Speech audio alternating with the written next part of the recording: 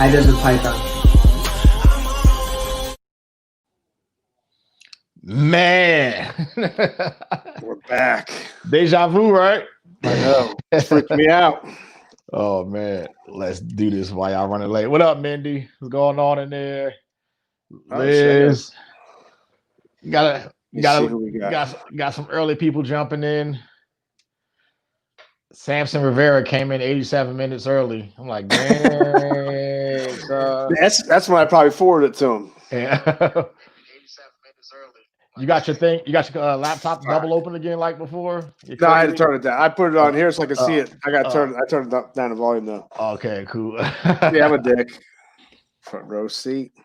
So we're back. So today is supposed to be me, Antoine from High Desert Pythons, and Chad from Richard's Recessives, and we're supposed to have Tom from Atypical Origins. But you know how those soldiers do, man. They're always the last ones to battle after the Marines already kicked ass and cleaned up. So I'm gonna get all my army jokes in the day before he comes in and talk about my crayon eating. How smart he is, right? Yeah. Oh man. Can't tell time. I know, man. So what's good, brother? What you up to? No, man. Just switch it up. I was supposed to be coming back from my son's. Oh my god, my daughter's dance, but someone in there got COVID. Oh shit! And so they're like, oh, all virtual. So she's using her laptop down here in my kitchen. And I'm like, oh shit! It ends at 8, and I wanted to start at 8. I'm like, oh, so she was cool though. She's like, Dad, I'll just tell him I got to end a little early. I'm like, look at that problem. I love it, man. My little girl, she's awesome. Cool. And then the t-shirt shout out of the day, Miguel, always evolving pythons. That's the homie. Make sure you check him out. If you follow me, there should be no reason why in the world you're not following and subscribe to his channel. So tonight, all his info will be in the description down below as well. So what's new, bro? What you doing this week, man? This was Thursday today, right? I forget what day of the week it is. No, I'm 6 days. I'm 6 days removed from my dog passing and stuff like that, man, and getting better. So now I'm at the point where I'm deciding whether I should get another dog, and if so, what breed, and also when. You know what I mean? Because his companion Prada, she's kind of depressed and shit. So so when he got like 6 or 7 years old, I got her to kind of keep him company because just him being by himself. With me traveling all the time, you know what I mean? So that kind of helped him out a little bit. And I think she kept him young for a long time. Hell yeah. So that means if she's pushing 8, 9 like time frame too. So I'm trying to think if I should get like a real small puppy, or should I just go ahead and get something that's gonna, I know, right? Her, but is she good though? Like, is she like good trained and stuff like that, or is she wild? No, she's good, but she's not real. Well, neither one of them were real dog friendly. So when I got her, we had to like introduce him through the fence and stuff like that to kind of see it. And she's fixed, so but he wasn't. So just kind of see how it goes, whatever. So when I go to the breeder, I'm gonna bring her along or whatever and see how she does. Pit? It's either gonna be another pit from the same guy I got Jack from, or Cane Corso. So because he breeds Cane Corsos too, and then I think this time. I'm actually, if I do go that route, I'm gonna have them as like a legit protection dog. So send them to school and everything like that too. So, dude, they are sick looking, man. Yeah, and these are all awesome. And these are all like light gray brindles stuff too. So yeah, so that'd be some, be some cool stuff to mess with. You know what I mean? So I don't have nothing else going on in my life. Well, add like dog training and introduce them and. Yeah, so because when I was breeding pits back in the day, like I would take some of them to like the best one to like Schutzum school and stuff too. So one of my other dogs, Midnight, he made it to level 3. So and he knew commands in English, Spanish, and German. So how many levels are there? So 3. Yeah. Oh, okay. So, all right, so 3 is the highest you can go, whatever. So that includes like the obedience part, and then like all the commands like that, and then the tracking. And then the bite work too. So, damn. So that's what I'm looking at. That's what I'm looking at now. So, and they're papered and everything from like FCI, whatever, which is like the international shit like that too. And he was like, "Yeah, man, I either give you a free pit, which I normally sell them for $1,000, or I give you Cane Corso, hook you up for like $1,000." So I'm like, So yeah, man. So I how's might go school? to King Corso. How's school this week? School's all right. Yeah. Yeah, I teach special ed, man. So it's like you don't know what you're gonna get. Like, but it's funny. Like I can like on our calls, I can like boot kids out from the class. I booted a kid, and you would think if I got booted from a class, I'd be like, all right, peace out. I'm going to do whatever I want to do. It's the last period of the day. This kid's like, he's back in the thing. He's like, let me in, because we have like a program where you can see what they're doing. And he's texting me on there like, please let me into class. I'm like, no, you got to do your work first. Like, I'm like, what world is this? I'd be like out. Because my son, he's a mess with this online stuff. He has no motivation. Any little thing that goes wrong is like, oh, I can't get in, Dad. I'm like, come on, dude. Yeah. But it's good though, man. It's good. Kids are trying to find a groove. Hey, Mindy, DM me that guy's information on Instagram if you can or whatever. I'll look him up. And then if you don't mind, I'll name drop you so we can do that. Oh, I just learned how to do this comment thing today when you put it up on the screen. I didn't know. That's pretty cool, right? I see other people do that. I didn't know you just got to tap it in the comment section and that's it. So, I mean, shit, we moving up now, baby. Woo! Shit, we put the comments in. Come on. We advanced, son. So and like always, super chats. Yep, and like always, because Chad is here, any EADs directed towards the chat, man. If they go through super chat, I will interrupt whatever's going on in our conversation and yell it out at him. He likes it, so I mean, bring it. Yeah, so and since you're using your phone too on the side, let me know if for some reason Tom pops up on your shit, whatever, because I can see down, but he hasn't jumped in yet. So I texted him too. Yeah, so we will get into some snake talk or whatever. So I'm gonna try to get some snake talk in before Tom jumps in, and then we'll see what he got going on too. So I haven't seen what popped up this week as far as the snake world. Justin's video came out yesterday. Did you get to see that? I didn't look at it yet. No. So we got to see. So we got to see some cryptic and krypton combos. So he's kind of showing that or whatever. So a lot of people that confuses me. Yeah, who really don't follow like Billy's project when he presented it. He kind of had a good way of explaining it, and then Justin kind of like, came back off of that and reiterated some of the same things. So it's essentially when it's a recessive, but when it comes to like the clown gene, it's a allelic recessive, like the same way Toffee and Candy is with albino. I don't even know what that means. Oh, for real? Yeah, because I don't. I mean, I like how I have one albino, but I don't do that much. Like people talk about that, I'm like, I don't know what that means. So that made sense what you just said though. Yeah. So just real quick. Yeah, go ahead. Yeah, so just real quick. So Candy and Toffee are essentially the same fucking gene. So I mean, we can get into like semantics with that. It's like the same thing. So like just different lines. So you could take a Toffee and albino, and like normal recessive stuff. If you put them together, you can hit like normals are all like carry both genes. Yeah. But when you put those two together, you get the mixture of the Toffee and albino, which is a Tofino. Oh, so okay. When you get that, I just had a Tofino female last season. I bred it to my albino spider Mojave, and I got like one egg made it, and ended up being the Tofino male. And I did a giveaway with that like early, like episode like 3 or 4 when I started YouTube last year. So what episode is this? This is 57, I believe. Heinz, baby. I think this is video number 57. And the cool thing about doing these too, man, because honestly, man, like it ain't so much content you can do if you don't have eggs on the ground. So I like the fact that I'm kind of staying busy with doing these, and like once the eggs start dropping and cutting comes and stuff too. So I'm thinking like per clutch, I might do 5 videos per clutch. So if I end up hitting, I'm trying to hit 40 clutches this year. So I got plenty of content. So I'm gonna have a lot of content to put out. You know what I mean, as far as that goes. So so if everything works out right, and then like everything else, I'm gonna show the good, the bad, and the indifferent and stuff too. So like that Mojave female, she only had. I think the other egg just went bad, so I'm gonna have to dump that out because I think it's starting to smell and the thing. Oh man! So she was bred either to the blackhead or the puzzle. So, and I'm pretty sure that the puzzle got her because for some reason, he's only like he's been producing stuff like this. Like maybe he had like shitty, like a low sperm count or something. Yeah. But everything he's bred to so far has had like one egg make it and the rest slug out and shit like that. So, Oh man.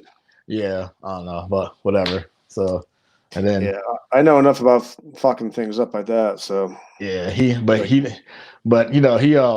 killed over anyway. He's not even around anymore and stuff too. Damn. So I think it's one of them. Like when you get a good deal on something, and it's just that's the thing, man. Too, man. Like when you see people moving, a lot of adults and stuff too. You got to realize, man. You got to think about one is it somebody that you're kind of cool with. You know what I mean? And kind of what relationship you have with the person. And also you got to think about why they're selling this adult, Yeah. So if it's not, I'm upgrading because I got something else, like if you got a male puzzle for sale, that's a proven breeder. Do you have like a multi-gene puzzle in there or double recessive thing like that? And if not, and somebody just trying to move a puzzle and it's like a real good deal, you mean you like, fuck, just like we talked about the other day, that guy that was selling like the Sunset or whatever, that whole deal. No, that was somebody else. It was some kid that was selling a bunch of stuff, and he sold a Sunset female for like $2,000. And the guy that picked it up, apparently it was like riddled with like mites and stuff and like infested, so like bad as fuck. So what do you do then? Like if you go pick it up, I'd be like, did he pay for it? He bought it and I think it got shipped to him. So okay. Yeah. So then eventually, you know what I mean? He was like, damn, what the hell is all this stuff? Yeah. So a lot of times, man, those people that's getting out of the snakes, man, you got to think to yourself, when did that person, stop giving a shit about the animal? Yeah. You know what I mean? So like I learned a long time ago, man, I call them the fire sales or the I'm getting out sales, like a lot of times, man, they just not really worth it, bro. Yeah. Yeah. Why spend like $2,000 on shit when you can spend $2,000 on like one good thing? Yep. And then you got something that's possibly anemic or something else in the system and stuff too, So it's just sometimes, man, just pay the extra money, man. There's no such thing as a free lunch, man. Dude, it's like it's too good to be true. It usually is too good to be true. Anytime you get this overwhelming feeling that I'm getting this crazy deal or I'm getting over on such and such, odds are you're not. You're getting fucked over somehow. Yeah, you're getting fucked over or something's gonna go wrong, man. And so like the deals aren't worth it, man. Like if you're gonna get into a project, invest the money, So yeah, and it's cool upgrading breeders every year when they're good. Like, I mean, that's what you want to do, Eventually everybody's goal is to have a full racks full of adult females that has like, single recessive combos and double recessive stuff and like no hets, you know what I mean? So everybody wants to do that, but I mean, like I said, just think about the source you're getting it from. If you know that somebody's producing fire every year and they're constantly moving stuff around, and you've seen on their Instagram or their YouTube, you've seen them on the eggs and seen them producing, I mean, that's one thing. But if you see a female clown for sale right now, that's 1,900 grams and it's only $600. It's $600 for a reason. Yeah, it's $600 you don't want because it eats a medium mouse every 3 months and yeah. But even with that, man, like even if like I would make sure you get like one clutch, make sure they are like she's proven. You know what I mean? Mm-hmm. Yeah. And keep like Billy said about having those whole backup males. It's smart to do. You know? So yeah, it's just nuts, man. So you're like with males, back up to the backup every time. Like I used to be happy when I get like a 2.4 ratio and I'm doing like double recessive project. No, I'm like, man, I'll take the 3.3. You know what I mean? Yeah. It hold all those guys back too. You know what I mean? Just in case. So yeah, man, now I just been pairing starting last night, putting some stuff in, and I haven't even looked to see if anything's tied up yet or whatever. All secrets or what? No. I posted when I put the clown pod in with the Xanthic. I saw that. He's been getting on my damn nerves. So this would be his first year going. So hopefully the Xanthic is a big old hoe bag, and she lets him. she shows him where everything goes, So actually, let me look real quick. Hold on. Yeah, take a look. Hell no. He at the other end of the tub, curled up like old bitch. Dude, my boy, I put my pod to it, just a het pod, and they locked. But for 2 days, they were, and I just, not I was lazy, but I was like, all right, well, I'll just let them in there for 3 days. Dude, that like on that third day, that third morning, they were good to go.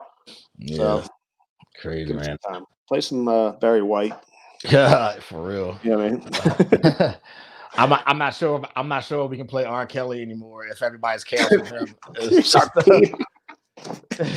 getting peed on. Fuck that. Yeah, where's Tom at, the man? threesome? I don't know, man. Like he punked out at the last minute and stuff, man. You know, so yeah, hit him up and see what's going on. Well, maybe he like messed up the time zone or got caught up. You know, who knows? So, are you calling her? Yeah, what up? Where are you? Dude, I can't. My fucking internet is not working on my laptop at all. Well, do you want me? I'll send you. No, wait. How can I do that? Tell him he's live right now, so he don't say nothing crazy. An option for our Wi-Fi anymore. Oh, Casey, come on. No, I'm dead. Seriously, like I'm sitting here yelling at him about this. You heard me, they can all hear you. And tell them they're online right now, so they don't say nothing crazy. You're on. Yeah, you're on right now. I have you on speaker. Nothing. I can maybe copy and paste it to the text, and they can just send it to the email, and then that's how I get on. Yeah, you can probably do it like that. Let me do that. I'll text Tom. You gonna just do it through his phone or what? Yeah. Okay. Here, I'm gonna hang up so it's not weird. I can't. I'm like, all right. So how am I gonna do this? Does it copy like that? It should copy like that, right? Yeah. You can just hold on to the link like that too, and then just send it to and just copy it. So it should be fine. Where the hell are the pepperoni nips? There it is, David. Oh, David man. has like 10,000 snakes. He's bought, not 10,000. I don't know. He's bought a lot of. He has crazy shit. David does. Just balls, a bunch of other stuff too. Just balls for right now that I know of. I guarantee it's probably like he's showing like 80%. Who knows what the other 20? I personally think he's a CIA agent, but. I gotta double check the page and make sure I'm following them too, and check all this stuff out. Shoot, man. So yeah, man, just trying to get these parents done, and I think I got some. I think I'm like 20 days out now from the lavender asphalt clutch to drop. So we'll see what happens there. 80%. Well, you have your oh my god, think with the what's it called when you scan them? I can't think. Ultrasound. Ultrasound. Yeah. Oh my god. Yeah. How many eggs you got? The last time I think I caught her pre-ovulation, like because it was a month ago when I did her, and I counted 7 or 8, I think, something around there. So that'd be nice. Yeah, I'm gonna check it. Usually pretty accurate. Yeah, I was off by 1 with the pastel spot nose though. I thought I saw 9 in there, and it was just 8 real bunched all crazy, like sitting behind the other and stuff too. You know how they have like. So what I'm learning now is just it shows up a little bit weirder. Like if you have if with that ultrasound, if you have multiple like eggs and big follicles in a row, if you see ones that's like one size and then they look a little bit smaller between each other, that's because they're a little bit farther back, like during the other oviduct, because they have 2. Just some weird shit. I don't know if I explained it right, but it sounded like bro science when I just said it out my mouth. But sounds good to me. Sounds fucking good to me. Yeah, so I'm just excited about all this crap, man, and fucking man, I'm ready to figure out what I want to do with these damn dogs, man. If I want to get this other dog or not, and got the breeding going on, and fucking wait for the EADs to pop up. I know, right? So I got shirts coming in, man. I got some shirts. Yep. What you got on now? That's a jiu-jitsu shirt you wearing? Oh shit! All right. So this is all right. Yesterday, all I have is Star Wars shirts, right? So yesterday, I had it said Outer Banks, but it was in like the Star Wars font. So the girl I work with like two real awesome people, and the girl I work with, she's like, "That's not a Star Wars shirt." I'm like, "What are you talking about?" Yeah, it is. She's like, "It says Outer Banks." I'm like, "I know, but it's like the font. It's like the Star Wars font. It's a Star Wars shirt." You know what I mean? I don't know. So I put it to the class. They're like, "Oh yeah, it's Star Wars." So then today I saw this. I'm like, I'm throwing it on. I'm going to see what they say because it doesn't say Star Wars, but it's a Star Wars shirt. But it's dude, it's like my favorite shirt. Jiu-jitsu is strong with this one. Nice. Oh man, I saw it like on it. Like I figured I was searching. I'm like, I got to get. I was looking up the Star Wars gi, and this came up. Oh, nice. So I'm like, oh, I had to get it. So yeah, this is cool. I like all the like the no gi rash guard stuff where it's like diet choke instead of diet coke. Yes, yes. Like yeah. I have a shirt like that. It just says grab a choke and a smile. Yeah, I'm going to San Diego Saturday morning to get some work in or whatever. And I'm gonna get up with MJ too down there because apparently we have a bunch of mutual friends that I didn't even know about. So wow. Yeah, so a couple of guys that train down there, like he literally just DJ'd at their house like a couple of weeks ago and shit too. So yeah, wow. Small world, man. So we probably gonna do. Do you ever go down to Southern California Combat Club? You know where that is? I'm not sure where. I think it might be in San Diego. Southern Cali. Is that Eric Paulson's gym or something? I don't know. It might be because it's it's Danny Suarez. I don't know if he's the owner or not, but he's a black belt there. Oh no, he's the one. He's my guy's coach. He's my boy Eddie's coach. Okay. What lineage is that? I think it's Machado. Oh, Machado, Jean-Jacques, on the whole RCJ family. Okay, yeah, Jean-Jacques is dope. Yeah, that guy, man. Like when you he's missing fingers on one hand, he's just got a thumb, and dude, that grip is like monstrous, man. Fucking crazy. That is, we had Nick Gregariadis. Is that how you say it? Gregariadis from South Africa. I don't know. I'm not sure. He has a pretty cool thing on YouTube, man. I would watch it all the time, like going to sleep. It's like one of those like what jiu-jitsu is and stuff like that. It's like an 8-minute song. Dude, he's a beast. And he I don't know how Eddie got him up. He was traveling through the States or something, and he came by and put a thing on for us, man. This is awesome. Motherfucker! Shout out to Liz. Hope you're doing well. Dude, Liz is a beast, man. She does all that CrossFit stuff. She's a beast. She's a friend of mine, man. She's nice. Hell yeah. I say she should do jiu-jitsu, man. She's tall, like athletic, strong, smart. You watching the fights tonight? I mean, this weekend in Abu Dhabi. I hope so. Yeah, I think I am. The main event this week is Max Holloway versus Calvin Kattar. Dude. That's gonna be a good fight. And then the following Wednesday is Mike Chiesa and Michael Chandler, I think. Shit. No, I'm sorry. The main event is Mike Chiesa and Neil Magny. And then the following weekend is a Conor McGregor fight. So but when's Chandler fighting? He's on the card. He's on the McGregor card. Okay. I think he's on the main card. So and who's he? I forget who he's fighting. I can't remember. Yeah, I don't know, but it's gonna be nuts either way, man. So it is. It's been, and I think this is their first time back in the UFC arena since like March. So there's gonna be like a little bit of a crowd there too, right? They said. Yeah, they can like the tickets were like $2,000 a piece.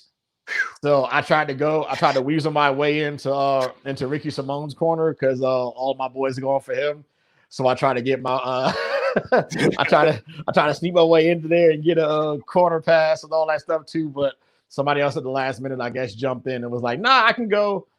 So I mean, which is cool anyway because I'd have been gone almost like a week and a half without pay. So but I mean, it'd have been worth it though. I'd have made up for it somehow. I'd have sold some ass or something to make that money back. OnlyFans, man. I know, man. You're OnlyFans. Yeah. Dude, Abu Dhabi's sick over there, man. You see how they have like the world of like the islands or like the world? Yeah, it's crazy, man. And then like they like control their own weather over there and stuff. It's crazy what they do. And then and then like the tallest building is that Abu Dhabi or Dubai? Where's I think that's Dubai, right? That's where it is, or isn't it? It's like two separate places or whatever. But the tallest building in the world is the Burj Khalifa. Yeah. They said when you like stand in front of it and look straight up, you just like straight through the clouds. I'd probably puke. Ugh. Yeah, can you imagine like cause like bad wind and you're at the top floor and No. you start Dude, seeing I'm getting stuff. sweaty palms thinking of that. Oh man. Get somebody with like a GoPro and have them like go up the building and stuff too, you know. That would be cool though. So what's that called? The free dot. What is that? Free? Oh, like the parkour stuff and the free running and stuff from roof to roof and all that shit. Yeah, like when they jump off and they just throw the parachute like. Oh, base jumping, yeah. Base jumping, yeah. I think that would be kind of cool though, to do. Hell yeah. So I want to do the wingsuit thing, but I think with certain places you got to have 100 jumps first. Dude, you ever see those guys? Yeah, man. I think it was like a foot of like rocks and stuff. No, yeah, I was like, dude, slamming 80 miles an hour into concrete, man. Hey, man, if you're gonna go, I was like, when I die, it better be a fire ass way I fucking die. Yeah. I don't want to die from pancreatic cancer. I was gonna be like, man, Antoine finally got rich on those ball pythons and bought a Jaguar, and that motherfucker ripped his throat out. It was crazy. Like, I want some shit like that. free basing. Whatever. Fucking free basing. Hell no. Whatever it's called, man. I don't know. I can't find words. Yeah, it's nuts. So it's crazy. So if you go on YouTube, right? You know what ASMR is, right? Like all that, like those like relaxation videos and shit that is supposed to be like popular as fuck. But anyway, there's like a virtual tour of Dubai inside of like a Jaguar, it's an Uber ride. So it's a first person view, and he's driving you around the city. And I'm like, dude, this is fucking dope here. Like, I want to get a job here. Start looking up jobs in Dubai. I'm sure you can get one, man. Fuck, man. Yeah. So much money there, man. It's I don't know. That's crazy. I just like looking on Google Maps, and you can like legit see like Michael Schumacher has an island up there. Dude, I would like to kind of do like a little when my son moves here, so I have somebody to like take care of the snakes and stuff too, like go on little like residencies for like 3 months out of the year and like teach jiu-jitsu in Abu Dhabi. Dude, it's crazy over there. They love Brazilian jiu-jitsu, man. I'm sure they do. It's for real. And then like one of the princes over there, he's part owner of the UFC. He owns like I think 9% of the company or something like that too. Yeah. So and the same guy actually started the ADCC, the Abu Dhabi Combat Club. Yeah. The no-gi stuff. Brian, my man, what's up, brother? Dude, he's been killing it, man. It's like every time I turn around, he's online making new racks and shit. And who's that? Stuff. Brian from Amazing Reptiles Feed. Okay. He like, does feeders and shit too. So he's one of the he's one of the big guys in SoCal, man. That's killing it in the feeder game and stuff too. So if you're near LA area, hit him up. And he got some quality ass rats. I mean, like I got stuff for him a couple times, and they were some of the best rats I ever picked up. Oh, he's in here. Finally popped up. Boom. Tom's in. Hold up. There we go. Look at this fucking holy shit. God damn. Hey man, Tom. You said 8:30, right? Real quick. Yeah. God, you guys are early. I like it. My man, common sense would tell you that if you're gonna be on a podcast or a live stream, you should pay your fucking internet bill. It wasn't my internet. It was my computer wasn't showing my Wi-Fi adapter at all. Oh, that's crazy. Yeah, the computer's like 3 fucking months old, dude. I'm so pissed right now. Like I'm sweating and I'm fucking. If my GoPro would fucking work on the camera, you'd see I'm like beat fucking red. I'm so angry. Like the excuse. Your forehead shiny than mine, motherfucker. Why just like because it's sweaty. That thing is nice. Oh, and soldiers, you guys salute without your covers on, so you probably got to salute like this. Yes.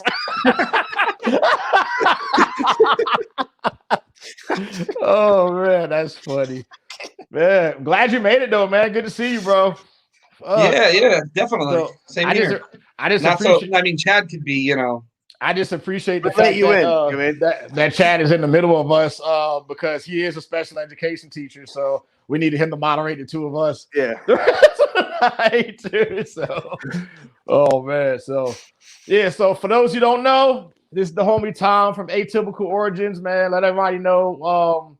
Just brief intro about you and the wife, and what you guys going on as far as breeders and like all the little simple shit like that. So You want me to do it? Yeah, I'm man, you do it. I'm Yeah, not good at this stuff.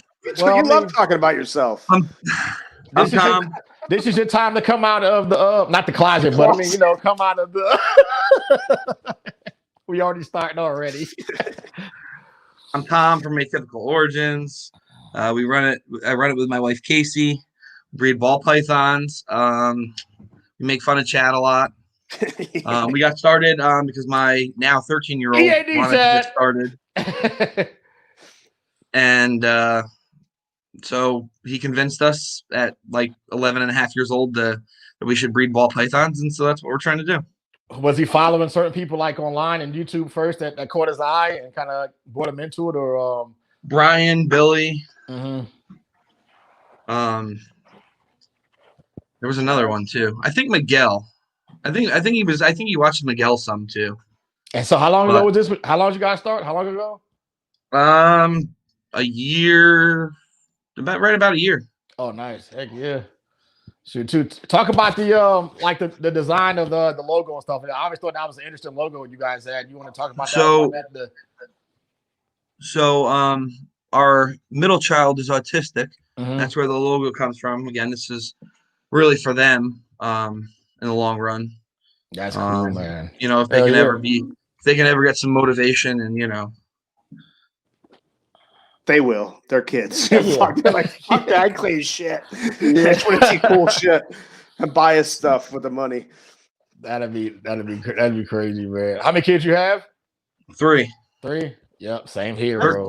13. You said, I thought Casey didn't know. Like you told me like 5 or 6, but don't tell Casey.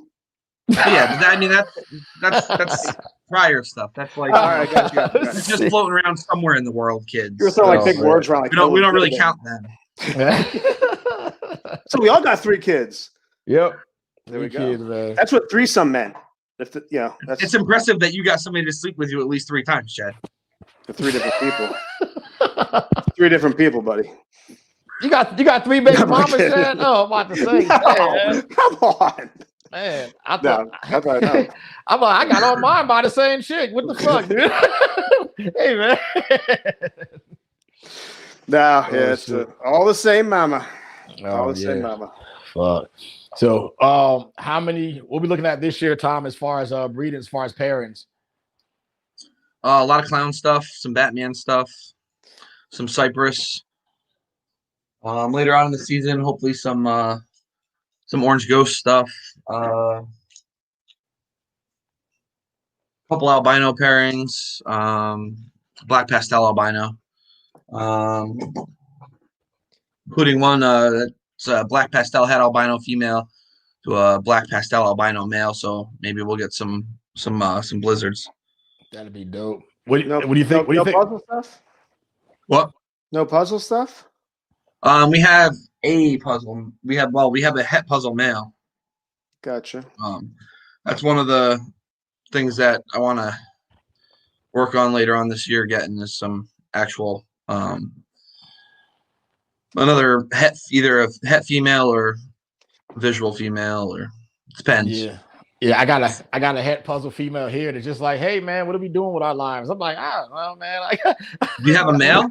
A female. No, you don't have a male though? No. I had a visual male, but he decided that he wanted to kick the bucket and stuff. So Is she a breeder size? No, she's like 800 grams. So she'll go next year and stuff too. So what I want to get a visual sunset that's het puzzle and probably do that. And hey, did you see the message I sent earlier, like an hour ago, Tom? The question I posted in the group chat? Yeah. So I was thinking about that today because a friend of mine, we were going back and forth about like just diversifying like his business because he's in the martial arts world and he's been doing kind of the same thing for about the past 35 years. And before the whole COVID thing happened, I was going to open up an indoor gun range here because there's none, And even though like we're in like California, and when you think of gun ranges and shit like that, you usually don't think about California that much. But just the county I'm in, like they're just real like they're just kind of real gung ho about stuff like that, you know what I mean? And this is like a real two-way friendly county. So I was thinking about doing it here. But once the lockdown started, that's not a real feasible thing. Like anything that involves having people in gatherings is not doing well, but our industry is doing great. You know what I mean? So he's talking about putting money into that. So when he actually gets back from Abu Dhabi, I'm going to like present a couple of different scenarios to him as far as like investing with me and kind of put some money in some of my projects, because he said, you're like, dude, I just want to invest in you is what he said. So I'm like, okay, so I was giving him a bunch of different scenarios about like 10K and 20K stuff too. So I'm gonna present that to you guys. Let's just say you had somebody that wanted to hand you 10K, like $10,000. Like, what would you jump into right now if you had 10 grand to spend? Just not acute equipment, just snake stuff. Mojave. What money is that? Well, first I'll do Mojave. Chad and his fake Motleys. Oh, he said you got Notleys. Oh, Notleys. Notley. Got my Notley clown. The birdie on my shoulder said it looked motley. What's your name? What's your first name actually? What is it, Adrian? Adrian. So you want to go first, Chad, or what? Adrian. Explain that joke. I don't get it. People here will get it. All right, sure. All right. I know. I'll take it. You have black belly too? Do you have black What's bellies, Chad? I do. I got them from David, who got them from. Oh. No, I think what I would do, like, I don't know if I would do anything right away with them. I think I'd rather like plug and play with that money. Or do you have to invest something right away? Yeah, like if you had like a new project or something like that. So 10 grand, just spend it on snakes and that's it. No equipment, whatever like that. Would you get like some breeding pairs, or would you kind of get some like close to sub-adults so that way you have a return on investment faster? Okay, so let's just say with that 10 grand, right? And somebody did invest in you, they wanted to start seeing money back in 3 years. So just, you know what I mean? So even if you got like a younger female that at least gave her 3 years to get up to size, if you wanted to go ahead and spend money on that and invest in some projects and things like that too. So yeah, oh man, that's tough. Because I was thinking like going like, even how I'm thinking about now, like plug and play, like almost like a free agent. You know what I mean? Like how teams pick up free agents and, like where you see what you got and you can plug something in to fast forward some things. That's what I would do. But like to put it like a powerhouse mail into the project. Yeah. Like see what you got and then boom, then plug something in. So if I had to pick something right now, man, I'll probably just pick some crazy, like something like Wookiee or something like that, like some clown combos. With Wookiee or I don't know, there's just crazy shit out there. Because I'm not like really into like sunset and stuff. I know people are gonna say, "What about monsoon?" I'm not. I don't know. Yes. Well, I mean, realistically, with the monsoon stuff, there's really nothing out there but like 50% hets and some hets out there too. So there's like, tell me who's got a visual monsoon for sale. You know what I mean? So I'm actually thinking about investing probably towards the end of the year in some 50% hets and just trying my luck with them.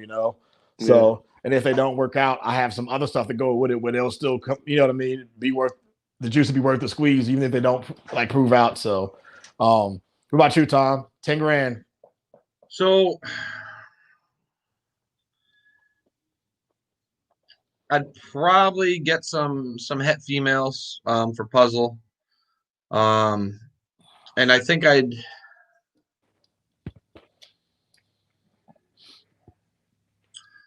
I'd get some triple recessive projects. Yeah. Well, a triple recessive project. Like what? Probably like Clown Pied Ghost. Mm-hmm. Probably like see if I could scam somebody on like a 3.1 or a 1.3. 1.3. 3.1. God damn. She belongs to the back up to the backup. Back up to the backup. You gotta have backups. I mean, fuck. For real, right? Seconds. For real.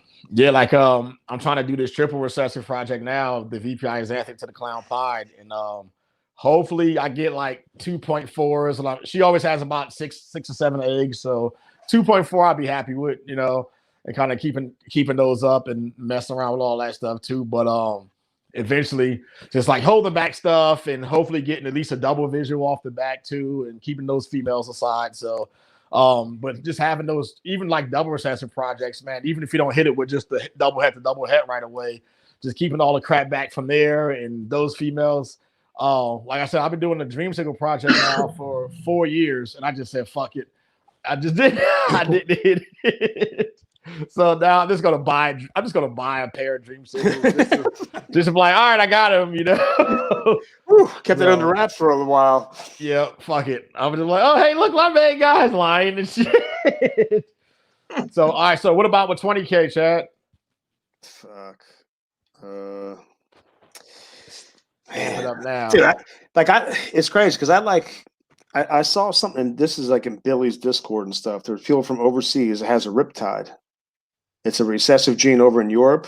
That looks fucking sick. I'd maybe go do something like that. You know what I mean? That's not over here.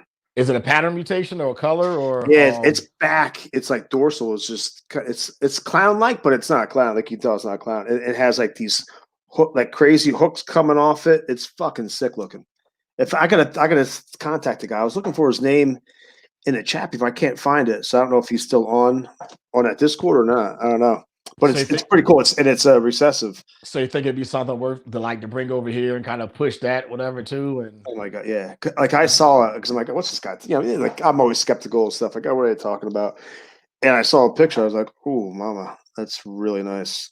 It's really cool. It's like a funky, like the back is like it's like sharp, like with these like little hooks and stuff. It's super cool. It's really cool. But I'd maybe look at that and bring something over. Even like Randy's like OFY stuff. Yeah. Like I think that stuff is sick. It's almost like a Kodam DG. Yeah. I think I did see some of the OFY stuff, and it has like the like melded alien heads with like the almost looking like hurricane like too. Is that the same thing where is real similar to like the hurricane alien heads where they like turn the heart shape almost, and then they have like the little hooks on the inside where the eyes normally are? I don't know if that was that or there was something like that with the hearts. Yeah, I don't know if was that OFY? I don't know. I know I saw a breeding with him, whatever like that online, and I looked it up and stuff too. So it could have been something he was breeding it to. Yeah. Like he had probably like something like Trick in that Trick complex or something like that. So you're gonna bring something new from Europe, huh?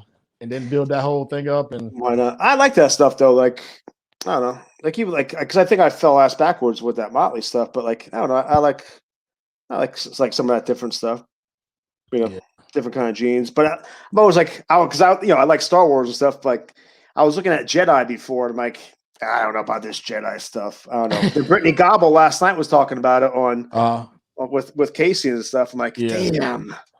So yeah, she had different. I forget what she had. I'm sure David will know in the chat. She had like multi-gene Jedi stuff. So what about you? What about you, Tom? 20 racks. Where we going with it? Definitely puzzle. Again, some triple recessive stuff. And probably something along the lines of like Wookiee. Maybe some OFY stuff from Randy because that shit is amazing. Yeah. I don't know. That'd be a good chunk of animals. There's a lot of different ways I could think of going with it, depending what was available and stuff. Yeah, I think the way I want to run it now, which I'm trying to do little by little, because like and by little I mean like one snake every 4 months. like I just put down on that enhancer from Billy. So it's an enhancer male het clown. It's a possible het G stripe. So nice. So right off the bat, I'm gonna put him to my visual G stripe females and kind of trying to prove him out. And if I don't, I got double het G stripe enhancers, possible het clown. Okay, so I'm gonna do that, and then and he's going to some of my I got a female that's possible red stripe clown, and then just another single gene clown female that by next season he'll go to those guys. So just having those double heads off the rip and do that. And if he proves out, I can start making some possible triple head stuff from there and just going, different directions and stuff too. And I have Desert Ghost stuff finally.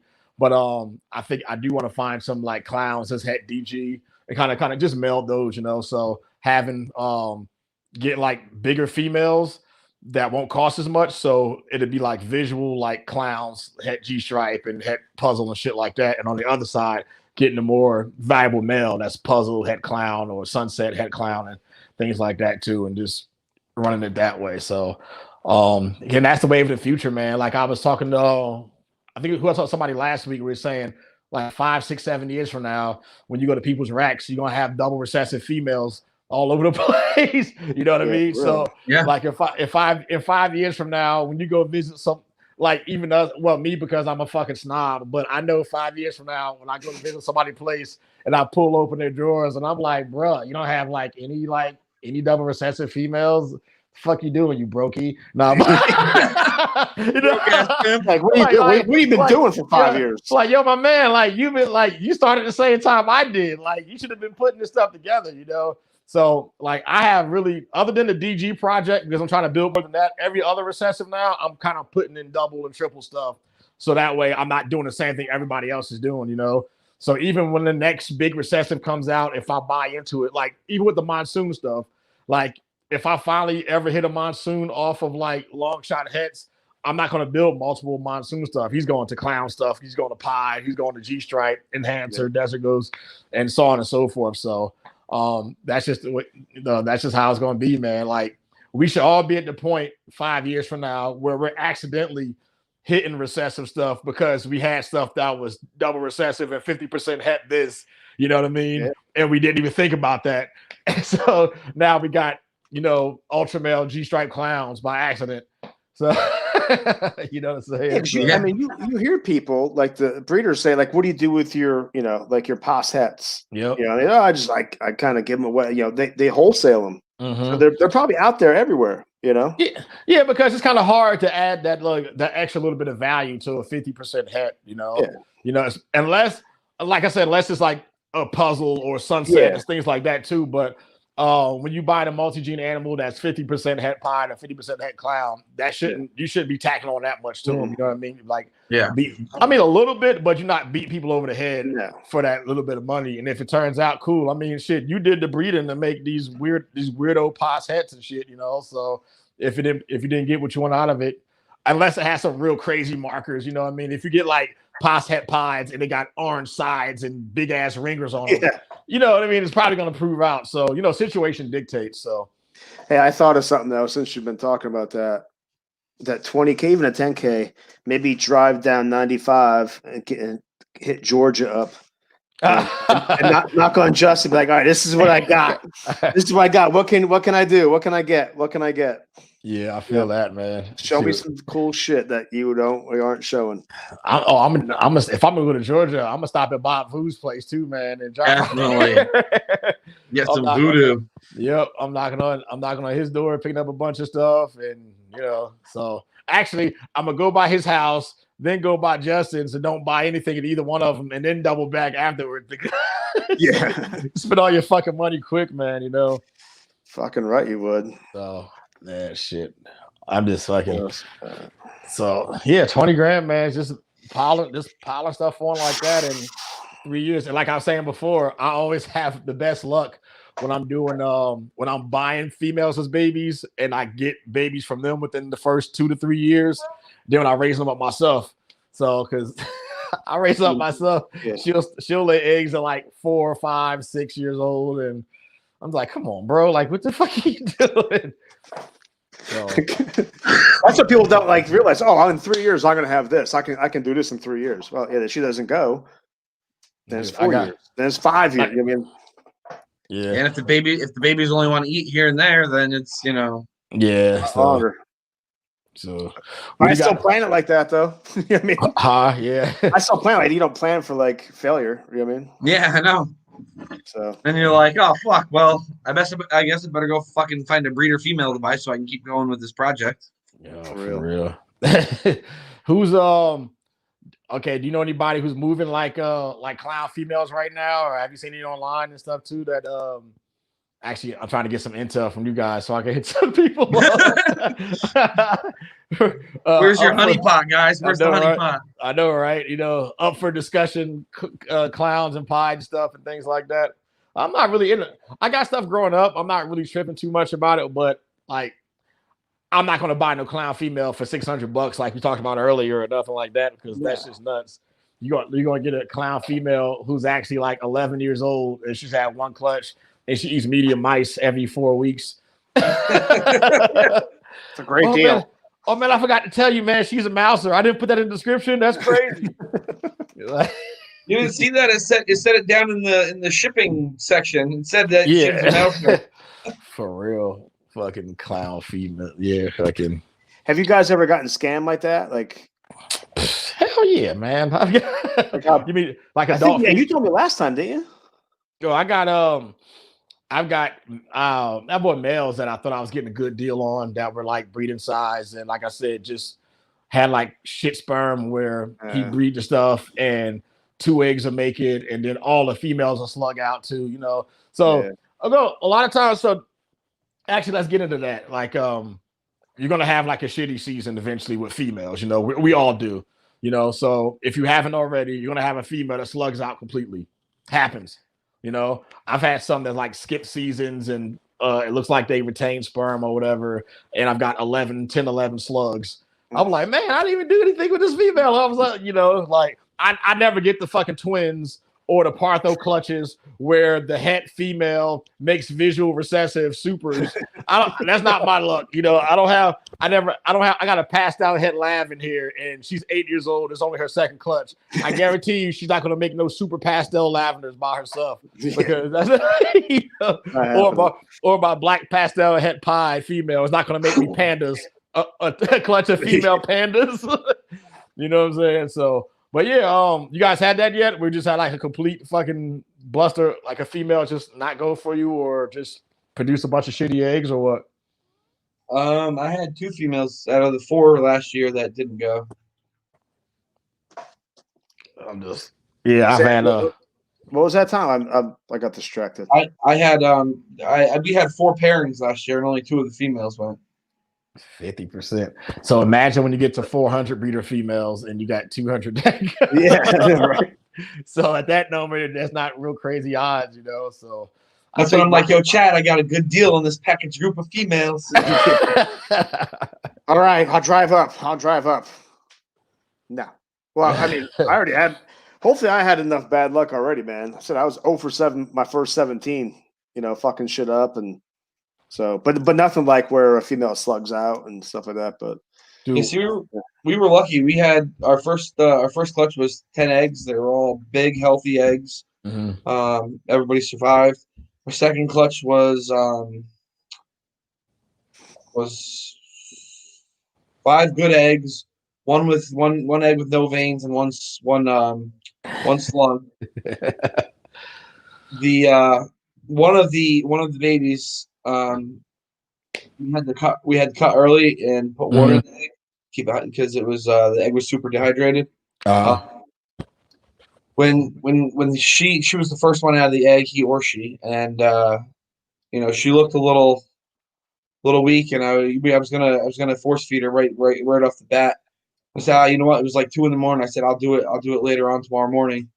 And we came in the snake room at like 10:30 in the morning, and she was on her side. It was like, fuck. Ah, shit. Yeah. It was leopard fire too. So that's actually, it would have been my one holdback this past season. So, man, but I don't know. Even if you did assist feeder and stuff, like who knows? It's probably. Oh yeah, by all means.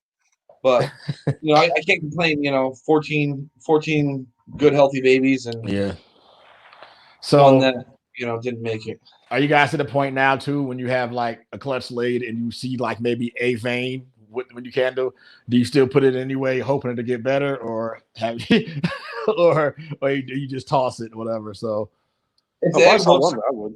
Yeah, for sure. I mean, if the egg looks good, I'll throw it in. I'll put it off to the side so I can keep an eye on it. Yeah, I had one of like a perfectly round ping pong ball. It had a couple of good veins in it, and 3 days later, that shit just went. It just like ate itself from the inside. So yeah, I think so far I've probably produced well over 100 clutches, and I still like a lot of people be like, oh yeah, that one looks bad. I'm like, fuck you, dude. It's always a chance. It's always a chance. I'm sticking this thing in there. You know what I mean? So I always like, I mean, unless it's an obvious slug, I don't. I posted like that clutch on like one of the Facebook groups, and somebody in there was like, oh, I would just let those I would just put those in the incubator. I'm like, no, bitch, these are actual slugs. Like it's nothing. Like if you touch it, it like makes the sound. You know what I mean? And it's like it's just full of like just albumin, no eggs, and it's fucking tan. You know, so. Oh yeah, fuck that. That shit does smell though, man. Yeah, I opened that up. I had the moldy eggs and shit after a couple days because I fucked up the mix. Oh, that was horrible. Do you guys mark your eggs when you after they lay, after you candle them and stuff too? Yeah, or just, like let them go. Yeah, we make a little mark with a Sharpie. See, I know a lot of people, some people who swear up and down, like even if you initially put the eggs in there and they like flip or whatever from the time you collected them, that like if you just let them sit there, like they'll hatch regardless. Like I don't have nothing where I feel like throwing fucking eggs away, so I'm not going to try it myself. But I've always done it that way, you know. So if I see the little embryo, little small bubble up top with the network of veins, I mark it, I pop it there, and just kind of let it go. So, yeah.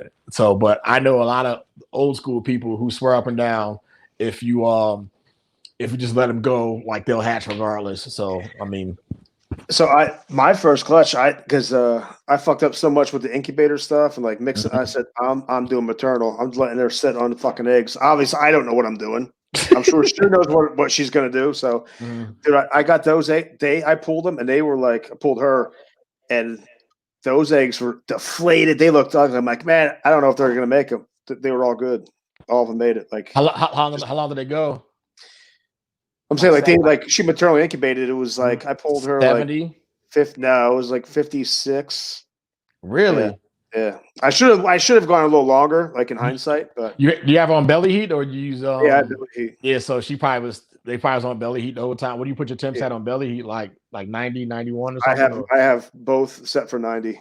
Okay. Let them move. That's fast, man, because a lot of people who do maternal incubation, I know like their eggs hatching like day 72, 73. Shit like that. I should, like, in hindsight, if I ever do that again, I don't know if I will, but because I don't think there's anything wrong with maternal incubation. Like obviously, like they were fine. I would let them go longer. Definitely go. I'd probably go like 65, 70 days, or just let them go. You know what I mean, until they come out, not cut. You know, if I do maternal. So, but it's something it's you know, if people don't have incubators and stuff, it's a viable option to fucking do. Like. Again, like I fucked up 3. EAD! Oh, I got interrupted, son. Dude, I hope one of us freezes like that. We're like. that's why I just put my hand up when I'm laughing, so that you know, if anybody screenshots that shit, I'm safe. That's funny. Nah, somebody, man. I wish I could show everybody the picture in the group chat, but for my own safety and sanity, I deleted mine. So oh, you did? Yeah. I still got mine. I look at that before I go to bed every night. Sure. We had a question about egg cutting. Elliot Perez is in there. What's with the curiosity with people opening eggs? Every time I watch the someone's channel, I'm like, don't open it. So who wants to tackle that? What was it again? So essentially, he said, what's the curiosity behind cutting your eggs early and just not letting them pip on their own? No, a lot of you want to see what the hell you made, and a little because, you know, again, if you're opening the egg, there's, you know, it's almost guaranteed that the snake's gonna survive. Yeah, like early on, go ahead. I was gonna say, you know, some of them, you know, they don't develop the the fucking egg cutting tooth there. Yeah. Mm-hmm. So if they don't have that, they can't get out of the egg. Yeah, So. and then there's people with that counter that. They're like, I've been breeding for X amount of years and so long, and I've only had 1 or 2 out of 2,000 animals not have an egg tooth. So it's because you guys are greedy and you're money hungry, and all you want is to see what you got so you can start putting up for sale right away. You peddlers. yeah. Before they get their all their color in, and yeah, like so. No, Eat a dick, Grandpa. I used to do. So like, years ago, I used to like just cut them even like way earlier than they were supposed to because I didn't know any better, and because I came up in a time where when you ask a question on Facebook or not even Facebook, on like any of the other like boards like Bush League and ballpython.net, they're like, oh, who's this fucking noob? And then like give you bullshit information, and like, dude, I'm from the time where if you had a male that was doing well and there was a gene that people were trying to like overproduce, people would actually like cut the hemipings on them and then sell damaged hemiping snakes, and they sell them for full price. And then like you get them, and then you have a male that can't breed because people were that fucking dirty, dude. Damn. Yeah, I'd literally. That's freaking dirty, man. Like I've seen just like that happened. I mean, that happened with a lot of more too. Just think about it like this, right? So say you got a codon male, right? It's a gene that's the popular thing now, and it's going for let's say $30,000, right? And you got like a couple of breeding groups on it, and it's your project, and you're kind of like maintaining the market on it, right? So most people cases when they do sell stuff, they sell females first if it's a codon. Right, just like we saw with the Stranger Project, like you didn't see a lot of males for sale up front, right? Because with that male, essentially, if you get like, say I get a codon male right now that hatches tomorrow, I could probably have him up the size and breeding by the end of the year, by the next breeding season, by the fall probably, So a lot of people were taking these males and they would get them up the size right away and breeding the hell out of them and put them to everything in their rack. And kind of reproducing that. So every season, the price is getting lower and lower and lower. So a lot of these dirty motherfuckers out there were just fucking selling males, and like you go to pop them and stuff like that. And when they're young, kind of just like he just got small pings, no big deal. But a lot of people were having small and damaged hemipene males that wasn't breeding, and they're like, "What the fuck going on?" And then because people can't keep their mouth shut. Somebody told somebody in confidence, and then somebody was like, "Oh hell no, I gotta tell somebody in confidence," and eventually the word gets out. The confidence grows. Yeah, everyone knows. So that's so freaking dirty, man. And then you also had the stories too with like certain recessive genes where people that had cornered the market on those, they were telling people false information like, okay, you have to raise up the you have to actually get the visuals to get this, because if you didn't do it that way, they would come out right and shit like that. So that way you had to spend more money on the visuals and raise those up instead of doing these head-to-head breedings. Wow. Yeah, it was some wild shit, man, and I'm not surprised because like I said, I used to come from the dog breeding world too. And people, put fake papers on dogs all the time. You know what I mean? Like they're charging X amount of money for their stud fee, and then like their female get brought to the house, and then the male's not doing anything, so they have insert male that looks just like the other dog over here. You know what I mean? Especially when it's like breeds like Malinois and German Shepherds where everything looks the same and then they have like that big color variation. All you got to do is like, hey, I'll take a picture. And then like back in the day, it was just shitty digital cameras, and you just put the dog's butt to butt and take a picture and be like, yeah, they bred. And then in reality, he got bred to the not so good brother. And then it's just like animal world out there is that's fucked up. It's crazy, man. So just so many people just get screwed over, man. It's just like I said, just that's why I decided to kind of start my YouTube this year and have my social media presence so that when people buy from me, they can buy with confidence, Yeah. So now, like whenever, it's like if I never knew Tom from Adam and I see, Atypical Origins online and stuff like that, and I see that he's all over the place too, and he's got stuff for sale, I know that he has more to lose than somebody else that screwed me over than someone who has no Facebook followers at all. It has 3 Instagram followers and no kind of presence like whatsoever as far as that stuff goes. So, hey Tom, why you don't have a YouTube yet, bro? What the fuck? I do. You're subscribed to it. So yeah, I'm subscribed to it, but it says no videos. There's a secret link. There's a secret link, and it's wild. We have everything like ready to do it. We just haven't done it. What you waiting on? Here's the pressure. Here's the pressure. We both have time together to do it, and you know she's not being a psychopath. You know, and she's in a good mood. She gonna kick your fucking ass, bro. She was talking shit in the comments. So fuck her. She get EAD. Yeah, get that YouTube channel popping, man. Like I'm ready for it, bro. So, dude, it's funny. Like, I don't know. I'm kind of uncomfortable to do it. I'm like, I've been dragging my feet with it too, and like, I got everything like what we want to talk about and shit. And, like, because we're gonna do an introduction video first. You know, like who we are, how we came about. As you see, I don't like doing it because I just don't. I like just fucking around on lives and not having to be serious. You see, dude, you see this fucking face? I have a YouTube channel. If I could pull off doing a fucking YouTube channel, you'll be fine. If I could be like, hey man, especially if I can keep it blurry like this. If I can keep it blurry like this, I'm fucking golden, man. They're like, well, I can't really tell. Is he? I'm like, hey, it's the shiny head guy from High Desert Python. I got some shit to show you. Dude, I'm telling you, man, if I can figure it out, like the first couple of videos are gonna suck all the dicks. I'm telling you. Like it's gonna take fucking 30 takes to get the intro right. And then 5 videos in, you can be like, I don't give a fuck. Hey, it's fucking atypical. If I fuck up, kiss my ass. Here's a video. Boom, you know, so see, I had it figured out that I had Casey scammed into, you know, we'd record the video and then she had like 6 or 7 days off in a row. And I was like, we got the time off. Like, you can just learn to edit, like, you know, a little bit here and there over that week. And, you know, we'll be good. I already seen it. Oh, the rat call out. And then we just didn't have time to do it. So yeah, I feel you. Shout out to Billy, man. What's good, bro? What's up, Billy? Billy, who's this fucking Billy guy? Like, I know, right? No one talks about him. I don't know who the fuck he is. I have headphones, Billy. I'm using a computer on like these fucking. It probably sounds better, right?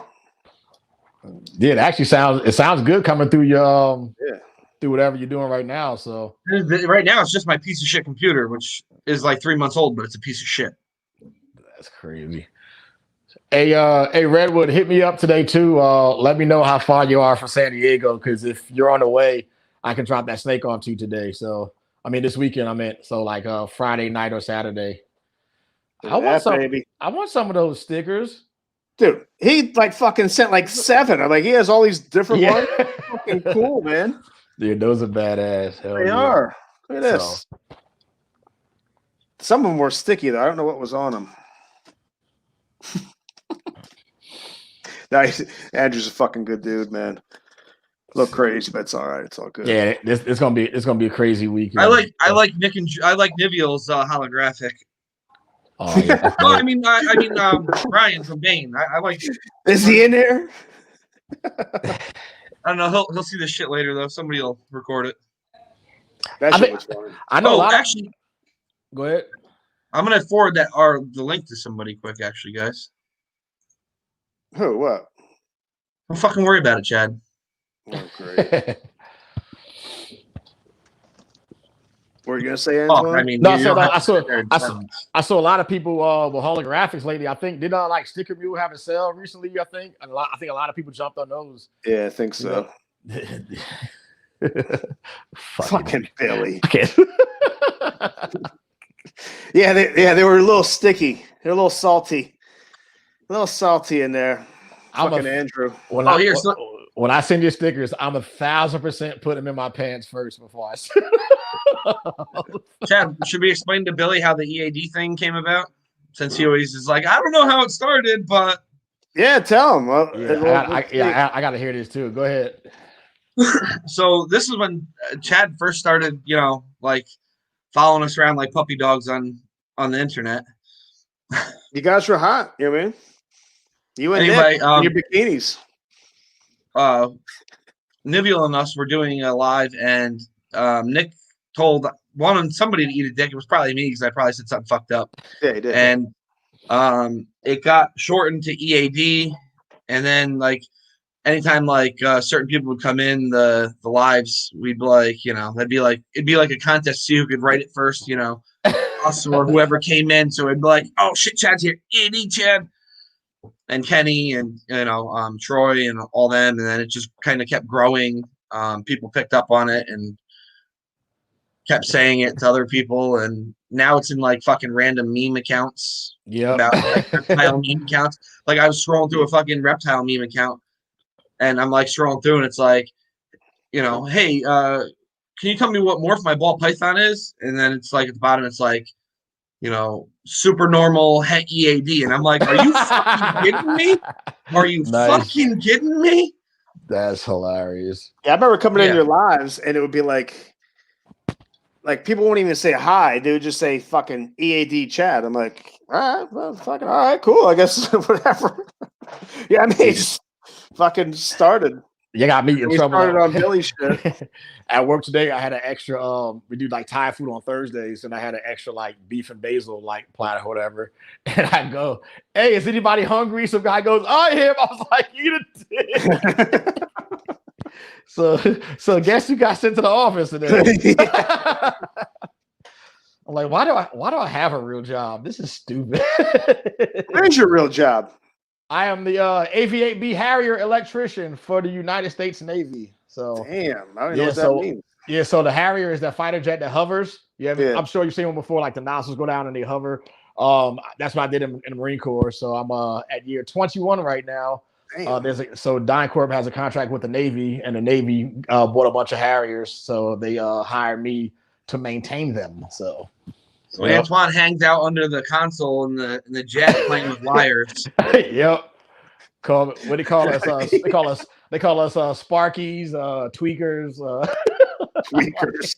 Yeah, I didn't know what a real tweaker was till I moved to the desert, and then I seen a whole bunch of tweakers 2:00 in the morning skirting up and down the gas station like zombies and shit. Dude, tweakers are no joke. Like you see, like in the movies and shit, you see like a tweaker, or you see like a video on YouTube, and you're like, wow, that's like it can't be completely like legit. Then you see a real tweaker, and you're like, what the fuck?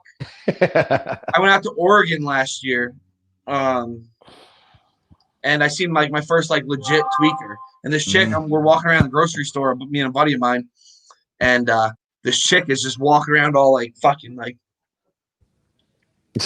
And I'm like, what the fuck, dude? It was intense. Where you at? I followed her around the store watching her because it was just like, holy fuck.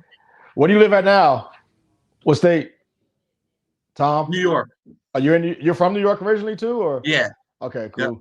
Yep. Like the city, or or Southeast Canada, or what? No, not quite. Somewhere in between. Okay. Orange County. I don't know if you know New York at all, but I know what it is. Yep. Okay, cool. Yeah, I'm from Jersey originally, so. Oh, I'm sorry. Yeah, so we're the armpit of America. Yeah, there you go. We're New York's dumpster. Okay. Where in New Jersey? I grew up in Newark, man. I was born in Newark. Oh God, it's the worst. It's the worst city. So I grew up in Newark, New Jersey, raised in East Orange, went to high school in Trenton, and then as soon as I became an adult, I got the hell out of there. So hey, you don't know I had a college teammate from East Orange, Alonzo Cumberlander. No, this guy was. You're also like 14 years older than me, Chad. So yeah, I forgot about that. I totally forgot about that. I did, yeah, I forgot. This dude was fucking nuts, so man. He would fight anybody, anytime. I'm like, God damn, Lonnie, calm down, man. Jesus, freaking Jersey, man. Yeah. So. Yeah, I know. I snowflake. My son did that. Andrew and Billy. See, I told you. I knew they were gonna say that shit, Antoine. Fucking snowflake right there. That's all right. That's funny. Oh boy. Fucking nut jobs, man. Yeah, so I left. I went as far away as possible. Went to the Marine Corps.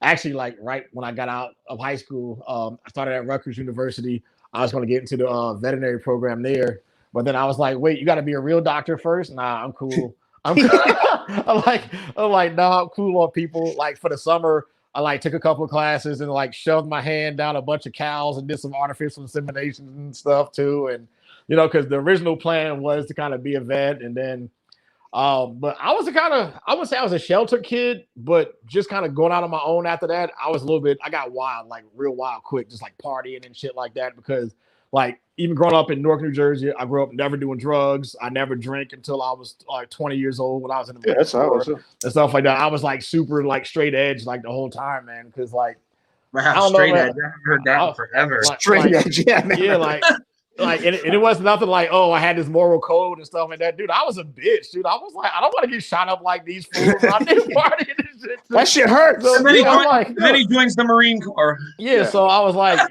so I kind of did martial arts my whole life and stuff too, and kind of, lived by this what I thought was this like samurai type creed, and then found out my karate teacher was pretty much a crackhead for all intents and purposes. So, but he did a good job of hiding it. So I kind of give him that. But had to function. Yeah. So just partying hard that summer, and I was like, you know what? I need to be forced to do something. Like I need to do something, where like if I need to take up a trade, stay busy and not have the option to like fuck off and not go to class and things like that too. And I was like, you know what? I'm like, man, I did like do all the Marine Corps stuff and like the pool lead delayed entry stuff a while back, but I changed my mind. So I just called him and I was like, hey man, I'm just gonna do it or whatever, So I was like, so I called the recruiter up, left that October, and got up out of here. What the hell was that? You like doing special effects and shit? Michael Jackson off the wall. See, the Army has all the money, so he has the stealth camouflage stuff where he could just fucking do that too. That's fucking Brady Punch right there. What the hell is that? That's fucking funny. So yeah, man. After that, just went to the Marine Corps, and the rest was history. So, I was smart enough to actually do a job that I can make money off of when I got out. So, when are you getting out? No, I got out in 2005. So, yeah, I did. I did 5 years, and then became a contractor after that. So, okay. So as soon as I got out between the Marine Corps and Boeing, I worked for Blackwater for a bit, and then that's when I finally went to Iraq, because I was smart and lucky enough not to deploy when I was active duty, but then my dumb ass went over there and fucking yeah. So that's what happened. I was sure like that job now was like you're in, but you're not. Yeah. So I'm just a government contractor now. So I built a bunch of different companies. So usually it's like the same base, but different people take over. So at the Blackwater, I was with Boeing, Volt, Raytheon, AECOM, and now back to DynCorp again too. So, and DynCorp is like, they actually have like what they call mercenaries too for that company. So, but nah, I'm done with that stuff, man. I just like to go to the range and shoot non-moving targets now. So, yeah, I was lucky enough to not, have like severe, PTSD from the military and stuff like that, and have a whole bunch of other problems. I got like a bad back, and that's it too, So, this is how it goes. Back and knees. Yep, back into my knees. Like when I get out of the bed, it's just like crack, crack, crack, and then like my wrist. Can you hear that? Oh yeah, that's from fighting though. That's actually from hitting someone on top of the head during a kickboxing match, and the bone coming out of my wrist here, and then like snapping it back in place and taping it closed so I could finish the fight because I was behind. So you got jiu-jitsu ribs? I'm kind of crazy, huh? You got your jiu-jitsu ribs? I got jiu-jitsu toes, man. Yeah. Those things for those foot sweeps, they look crazy. You said it last time. You never fucked up your ribs though? No, lucky. Like just I think sometimes like misalignment from sitting stuff, but I go to chiropractor often. Actually, one of the sponsors for the gym, all my fighters and myself, we get free like adjustments like once a month too. So mine like right now, I can move it. It was like 2 years ago. I busted it up. Like it was like poking out like this. And the guy I'm rolling with is like, dude, push it back in. Push it in. I'm like, I don't fucking know. I couldn't even move. And I was like, fucking, I pushed it in, like popped in, but it's still out. Like I can't sleep in my stomach. Sure it is, Antoine. Sure it is. He's probably talking about my wrist from fighting. Yes. Hey man. Nah, man. Billy asked that a question too. Up a little further. Let me go. Where's it at? What is OCD? Yeah. Yeah. Like the recessive is like the little R, like the big R and the little R. My OCD. So I changed it up on him. Is on fire. That's what I used to say about like at Billy's old place. You know, like whatever system he has for like his eggs. Sometimes he'll have the stickers like on the label of the thing being outside and the other way. Yeah. So one day I messaged him. I was like, dude, please tell me there's a system to this. Because I'm looking at these fucking eggs in the egg crate and you got some with the sticker facing out and some the other way. He was like, yeah, man, it's a system. I'm like, okay, cool. I'm like, because this shit is just fucking random. That's a wild thing to message somebody on Instagram about. Yeah, right. And this is before we even like started talking to each other, before we knew each other. I just messaged. I'm like, dude, what the fuck, man? So yeah, I can't stand shit like that, man. That shit, like even like watching UFC fights. If I'm watching someone in the blue corner that has blue tape around their gloves, and they have red shorts, and then it's the other way around, I'll turn. I'm like, somebody tell me what happened to the fight. I'm not watching this stupid shit.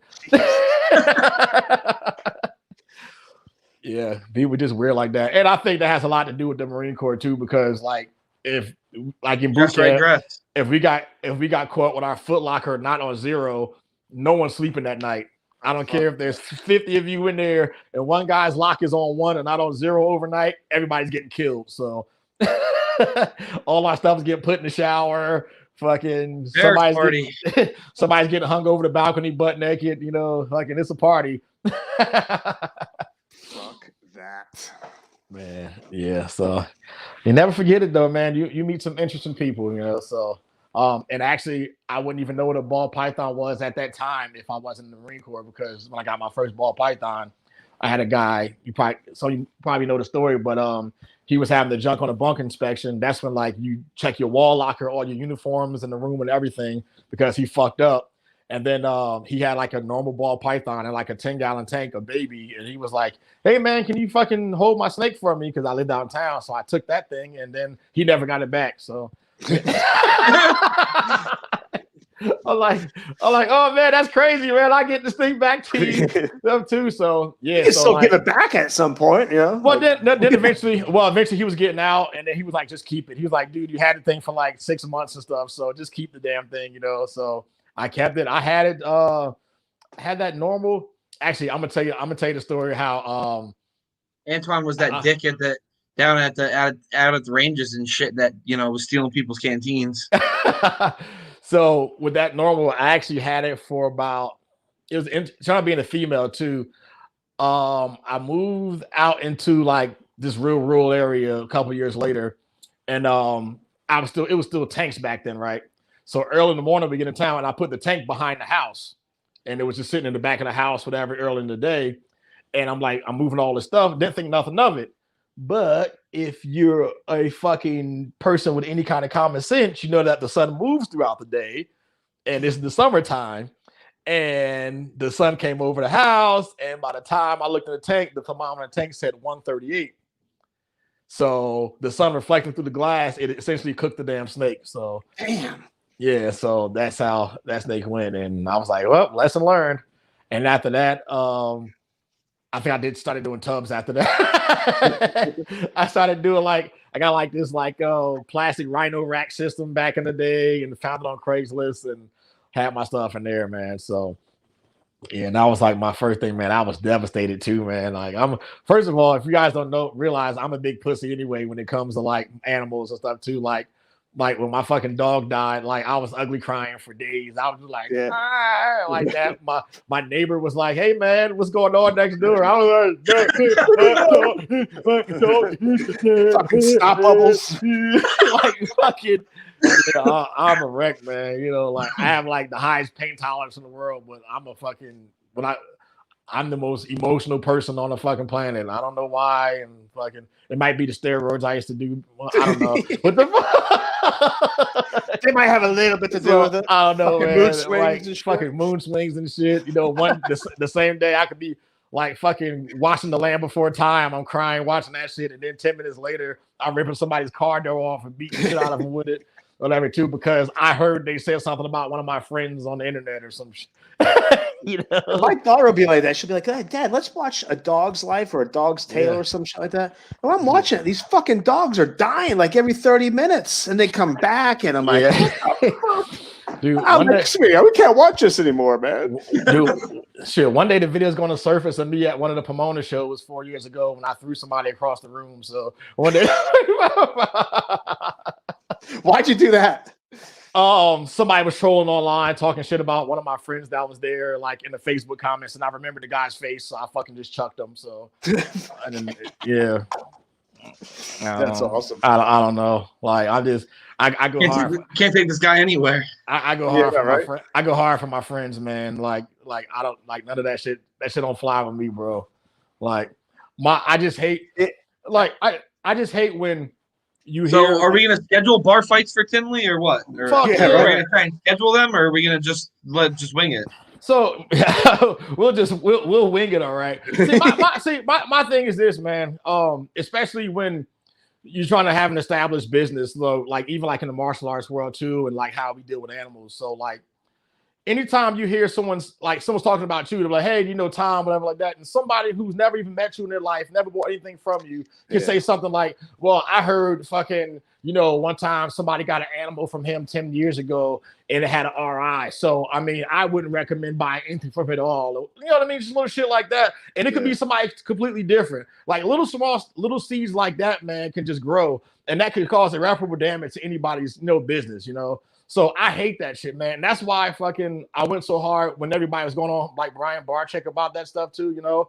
So like everybody that I know personally who had a problem with him, it was through second, third, and fourth hand information, you know? So it's one thing if you got something from him and it was a bad experience personally, but if you say, yeah, my friend's cousin, he bought a snake for him and the snake only lived like 6 months and shit like that, man. Like I never paid attention to that too. And like Brian, like I said, he's the reason why I'm even doing this. And like we know each other, but we're not like personal friends like the way like we are. I mean, with a whole lot of other people, you know, like we hit each other up on Instagram and we used to fucking talk about MMA fights on Twitter back in the day, and that's about it. But he's always done right by me, and I've always had good experience with dealing with him, you know. So everything that I bought from him kind of grew up, and they end up breeding and being fine before I sold them and did whatever I wanted with them. So I just hate that, man, because that same thing can happen to all you guys. Like people like, you know, using your face and like using your name in videos and shit like that too. And talking about, you know, why X guy is wrong about this, or why his animals aren't this, or why I don't deal with this person anymore. I just hate shit like that too, man. Just like piggybacking off of somebody with a name, because eventually the goal is for all of us to be there. So if we don't nip some of that shit in the bud right now, it's just going to get even crazier, you know? Like, you know how pissed off I would be if fucking 5 years from now, if you fucking had 100,000 YouTube subscribers, Chad, and all of a sudden somebody was like, this is why fucking Richie's Recessor's channel is no good. And then you know what I mean? And then they did some shit like that. We're going to have problems, bro.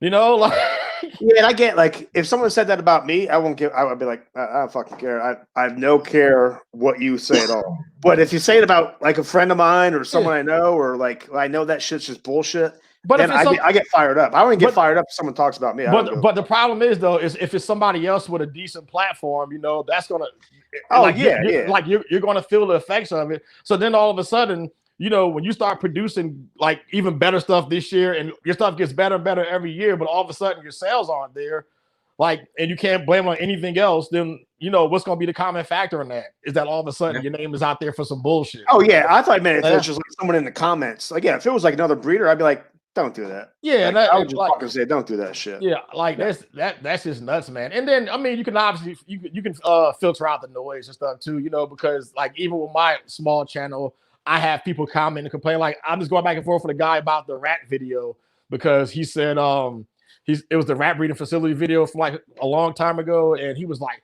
that's animal abuse, like all caps, that's animal abuse, and they need a better quality of life than that. And so then I was like, well, what do you recommend then of this facility? And then he went on this long ass shit that I made sure I didn't even read. I just made him like give me another comment on my page and shit. So you know, so thank you. Yeah, I just make the comment, and I'd be like, I'll just, you know, and now like I found out you can like mute comments and block stuff so they can see it, but you can't. I'm just like, keep fucking ranting, bro. Yeah, no one's listening. No, I'm not listening to that shit. You know, it's like it's just these what I call I don't know if I coined this term when it comes to like the internet world, but there's a lot of people that are like NPCs, non-playable characters that's gonna come along and just like jump in there and fuck with you. You know, like I got trolled early on too. Like when I made those super black pastels, somebody commented on Instagram, "Oh man, they're almost as dark as you are." It's just like that. You know what I mean? But you click on the profile, no followers, no posts, and it's just like the generics, you know, the generic thing. So you can't even go back on them now. I could see if it was like chocolate or something like that. You know what I mean? Yeah. Like yeah, but it black was, pastel, though. yeah, but it was Black somebody pastel. that, but somebody wanted to, There's a fucking Zuma. You know what I mean? Yeah. So, but it was just somebody wanting to rise out and just thinking that they can like, laugh and like get a little joke off like that too, you know? So, I mean, and I'm all for joking around and stuff like that too, but make it fair game though, you know? Like, oh yeah, don't fucking go high. Don't be a fucking faceless account. Yeah, I like just like on Twitter, I would respect you more if you wasn't an egg, you know? But even on Facebook too, most people you see who's like, you'll see the same people trolling all these pages and it's always like, it's a picture generic photo. It's a picture of a cat or something like that, or and it says works at the Krusty Krab, which I think is like the generic thing that Facebook puts in for you if you're like 16 years old and you're a kid or something like that. You know, I'm like, yeah, you probably got Krusty Krabs, you nasty fucking bitch. You know? Yeah, that is, man. Like you make a good point though. Like it's like one kind of like I don't know, like one reputable person or semi-reputable person. Like it's just like putting shit out there and the fucking snowballs. It could fuck you over, man. You know? Yeah. Hey, Brian, man, thanks for checking in, brother. I mean, I'll talk to you soon, man. Appreciate it. Yeah, love you, Brian. Brian is my guy, man. I love you, big time, Brian. So, but man, yeah, but yeah, I just like I said, just like little small hints of bull. And a lot of times too, some of those trolls they might grow into being something too, you know. So I mean, you gotta stop it right there, and then that's just. I don't know. It's one thing where you put using someone's name for clickbait in a post and you know the person, and then you're doing a video together. You know, kind of how like remember when everybody was mad at Brian Barczyk, and then you had like Brian Cusco, and then you have Miguel post a video with him like confronting him and like fucking. Oh yeah. You know that's funny. You know, shit like that is cool. You know what I mean? But like, don't do. I don't know, man. That should piss me off. Yeah, that just doesn't sit well with me, bro. You know, so I can't save everybody though. I've realized that a long time ago. So I had to explain to my kids the whole thing with Brian because, like, again, he was getting all kinds of shit on the internet, and so like they're watching videos where people are like, you know, again it says Brian Barczyk, so they're like, oh, what's this?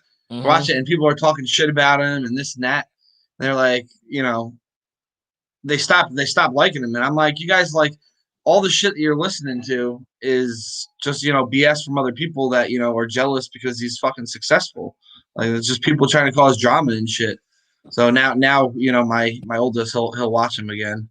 Yeah. And likes him again. So, I mean, especially if you did a Mount Rushmore of ball python breeders, he has to be up there. Like, I don't care. Like, there's no way he cannot be up there. You know what I mean? Like, he bought in the Sunset. He's the first one to have a scaleless. You know what I mean? He bought in the pinstripe. You know what I'm saying? Like things like that. He coined the term pinstripe, and he produced the first lemon blast. You know what I mean? So like a lot of those stuff that's still in people's collections today, man. So you can't sit there like whether you never dealt with him or whether you like the newer generation person where it's like the hot thing to do to hate him. Like you can't deny his impact on the game, man, you know. And he fucked up a lot over the years to show you guys what not to do as well as what to do. Yeah, I don't know. People should just chill on like the fucking shit talking. Yeah, I mean, like for real, like yeah. God damn. It's everything you do and everywhere you go, though. Yep, that's what it is too. So, do either of you have Facebook? Do I have you guys on Facebook? No, right? I don't do it. I did it for like 27 days, like 2 summers ago. And I was There's a court order that said Chad's not allowed to have a Facebook. No, that's the elementary school. Oh, Chad's got a Parler account. What? I don't even know what that is. I said the only reason I'm leaving Facebook and I'm joining the free speech app. With all of it. I'm like, you know what's funny? Like, he says that shit, but I bet you Antoine has a parlor. Sure do. I don't even know what this is. Oh man, I think I have, dude. I fucking talk shit about TikTok for a long time, and I just put a video on it and it's like, fuck it. So, dude, I made one video and put two snakes locked together and put like Barry White in the background and shit too, and did like some stuff on it. All the comments are like, dude, they need their privacy. Leave them alone. Oh my God. Close the tub. Why are they in a tub and not a tank? Oh my God. They need enclosure that's at least 3 times their overall length. And I was like, all right, I'm done with TikTok. This isn't for me. I'm 40 as fuck. I shouldn't be on TikTok. That's all I see on my stuff, like the TikTok stuff. I'm like all these ladies doing the same fucking lip sync and stuff. I said, TikTok, your time is up. That's a TikTok on that shit. So I might get back on it like later. I might do like the Bust It challenge of one of the ball pythons and have her drop her ass to the floor and then she like some shit. I don't know. I make it fun. I don't know, man. You know, I tried to have like one of my snakes look like they were on a skateboard drinking like the fucking the ocean spray, listening to Fleetwood Mac, and that bitch bit me in the mouth. So I was like, all right, we're not doing that. Oh. I'm looking at your Facebook, Antoine. Yeah. Did you find the right one? You can't mistake that mug. Yeah, but so he's too close to the camera. Although look at him, his photo. He's all like, the fucking gangster lean. That's the sexy vibes I'm trying to give off, man. Yeah, rule number 1: don't try to look sexy. Yeah. Oh, look at that doggy. Oh. Yeah. Oh, that's my boy. You dude, and that was just I was just like trying to take a selfie with him, and then he caught me right in the ear, and then I think he like twirled his ear in the hole and stuff too. I'm like, hey man, like we cool, but we ain't like he was giving me the sexy vibe. We cool, we ain't that cool. Yeah, I'm like, bro, like I'm a boy, Jack. What? You saw something hitting your arm. Start humping my shoulder in the car, and then we crash and shit. I'm like, what the fuck? Oh man. Sir, what happened, sir? Well, yeah, my dog. What's that on the side of your ear? Well, he finished. Yuck. What the fuck, man? Disgusting. Yeah, dude. Would you believe he died a virgin, man? He's never bred before, man. What? Yep. Fucking just. I know. I just. He didn't go around. He didn't like just go hump some dogs in a park or nothing. Well, I had a female here that's fixed though. So when she first came in, like he swore he's gonna finally get some until he realized she never ever came in heat the 6 years she's been here. So like a couple times he tried to like hump on her and get her in the leg, and I think one time he got her in the wrong hole, and that caused the whole fucking that caused the whole fight in the house. And you know, now I'm trying to pry one's mouth off of the other. She's like, what are you doing? You crazy. He go, you told me that's what you like. And, you know, I didn't know. And yeah, he's like, well, she wrote me to do it. So. I didn't know. I thought you liked it. Yeah, I don't know. So he never tried that again after she whooped his ass. So, I mean, hey, lesson learned, huh? That's like what I was saying, man. You got to stop all the bullshit right in this tracks, and that's how you learn. You know. I might have to get a dog, man. My kids, they keep saying, "Can we get a dog?" I'm like, I don't know. You should get a dog, Chad. I know I should. Shit, but I don't know what kind of dog I should get. It's freaking crazy, man. I had boxers though. I've always had boxers. I fucking love boxers. Yeah, boxers are dope. They're athletic as shit, man. Those big barrel chests and stuff too, man. Dude, my boy Mav, he fucking came down like our steps like came down and then turned, and he would fucking jet down and jump off and do like the quick turn. Well, he blew his knee out, man. Oh, he had to get surgery, all this shit. But he fucking blew out his ACL. Whatever it's equivalent to dog ACL. Dude, kind of guy. I was thinking about it too, Jerome. There's no way that when Chad develops his own snake gene that he doesn't call it the EAD. Got to. If you don't call it the EAD, that would be a complete waste of everything we've built this far. What the fuck? I want royalties. It would be a waste. It would be so. What would be the super EAD then? If it's like an incomplete dominant, the gobbler. The fucking after the live last night, it has nom.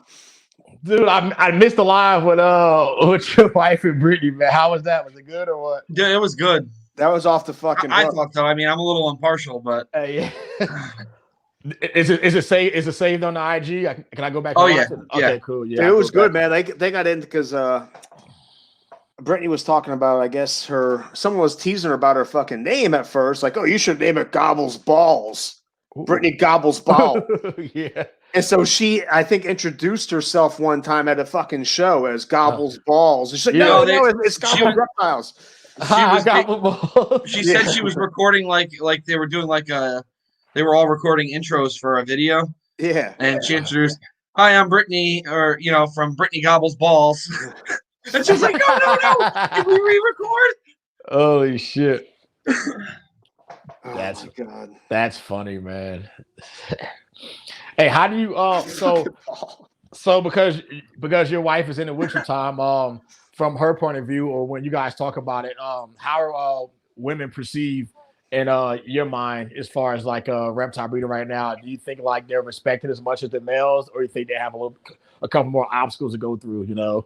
I think they definitely have some more obstacles to go through. I wouldn't have necessarily thought so with the amount of women that I see in the hobby. Like, there's a lot of women that we follow that are pretty well known and stuff. But we've seen it because I've seen like when she does like a story about something, like when she had first talked about doing her ladies' night lives. Mm-hmm. If people would be interested, and she got some no's. So mm-hmm. there's some dudes out there who are still kind of piggish and they forget can't handle it. And they forget that you can go to your analytics part and see who exactly voted no, and you know what I mean, like that too. And people forget that shit. Oh shit, you can? Yeah. So I'm like, hey man, why'd you say no? It's like, oh, nobody want to hear no girls talking about some snakes because they can't possibly know what they're talking about because they're girls.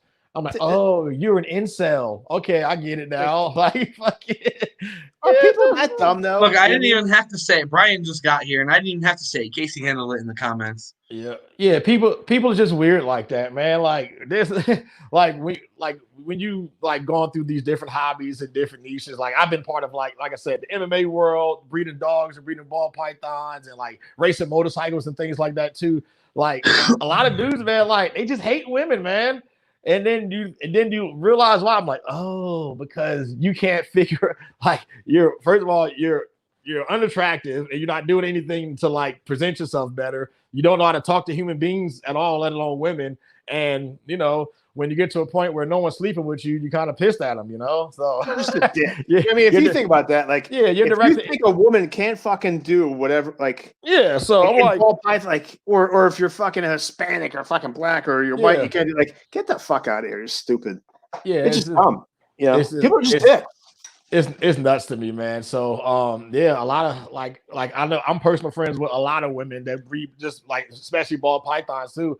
And when I see these screenshots and stuff, man, or see how like they're being treated like in the Facebook groups, which are like the most toxic fucking groups out there, man. Like there's there's Facebook groups out there with ball python breeders that has like 10 and 15,000 people in there too. So dude, everybody that has a YouTube channel that participates in those kind of groups, everybody should be like subscribe to all those guys too. But there's people who will look at your shit and purposely be like, hell no, I'm not following that person on Instagram, or I'm not doing this. I'm not doing anything to make them look better. Like there's people out there who will make more effort to not follow you than just click the fucking button, And you got to realize that, man. There's still people out there with that mentality that everybody's competition. because they still have that older way of thinking where they're only on Facebook, first of all, just because they have to be somewhere, that requires minimum interaction. And then they can sit in the background and watch people do things and watch projects and piggyback off of other people's shit, but they don't want to put themselves out there on Instagram, because Instagram is mainly what? Pictures, right? Mm-hmm. So now you actually have to have something to show. Yeah. You know what I mean? Real.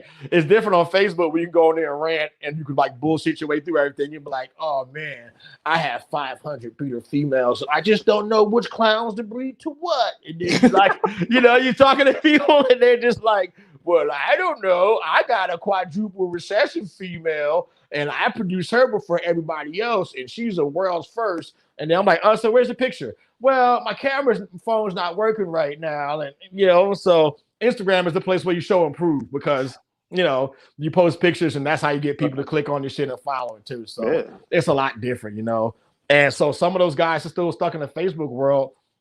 They still have the old school mentality where everybody's their competition. So even when people sell stuff to people, there's some people who don't want to sell certain things to people because they think they're going to come and surpass them. I'm like, bitch, who the fuck are you? Who are you? What am I surpassing? I've never seen you ever I saw something I went on Morphmarket, I hit you up and somebody messaged you back. Oh yeah, man, I see you got a YouTube, everything like that, and you're trying to be big time and stuff like that, and just kind of bullshitting around, and you can tell they don't want to sell me the snake.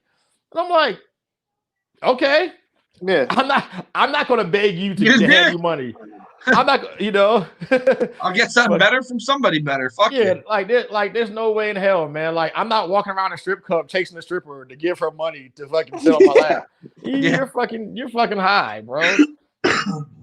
So if I have to beg you to send you money, I'm not wasting my damn time. And so there's no one that big that I'm going to beg to send money to and blow up your phone and your Instagram and shit like that too. Because honestly, all I have to do is post on my story. I'm looking for this. Boom, done. It's sold. You know what I mean? So, so that's it, man. Just Casey and fucking that shit was awesome, man. And the previous one with the Corey was on and stuff like that. I don't know, it's fucking awesome, dude. Yeah, she's doing one with Corey on Saturday. Oh, awesome. I don't know if they're gonna do it on YouTube or on IG, but she's gonna do one with Corey. That should be another good one. Hey, Elliot, did you get your T-shirt yet? Let me know if your shirt got in. It's supposed to be there on Tuesday, so you never hit me back about whether it came in. So I didn't get mine yet. Let me know. Yeah, I ran out of fat size, so motherfucker, you wear 2X too, don't you? You wear the same size shirt. Motherfucker. Like I said, I ran out. So I got some more coming next week, so I'll make sure you get yours.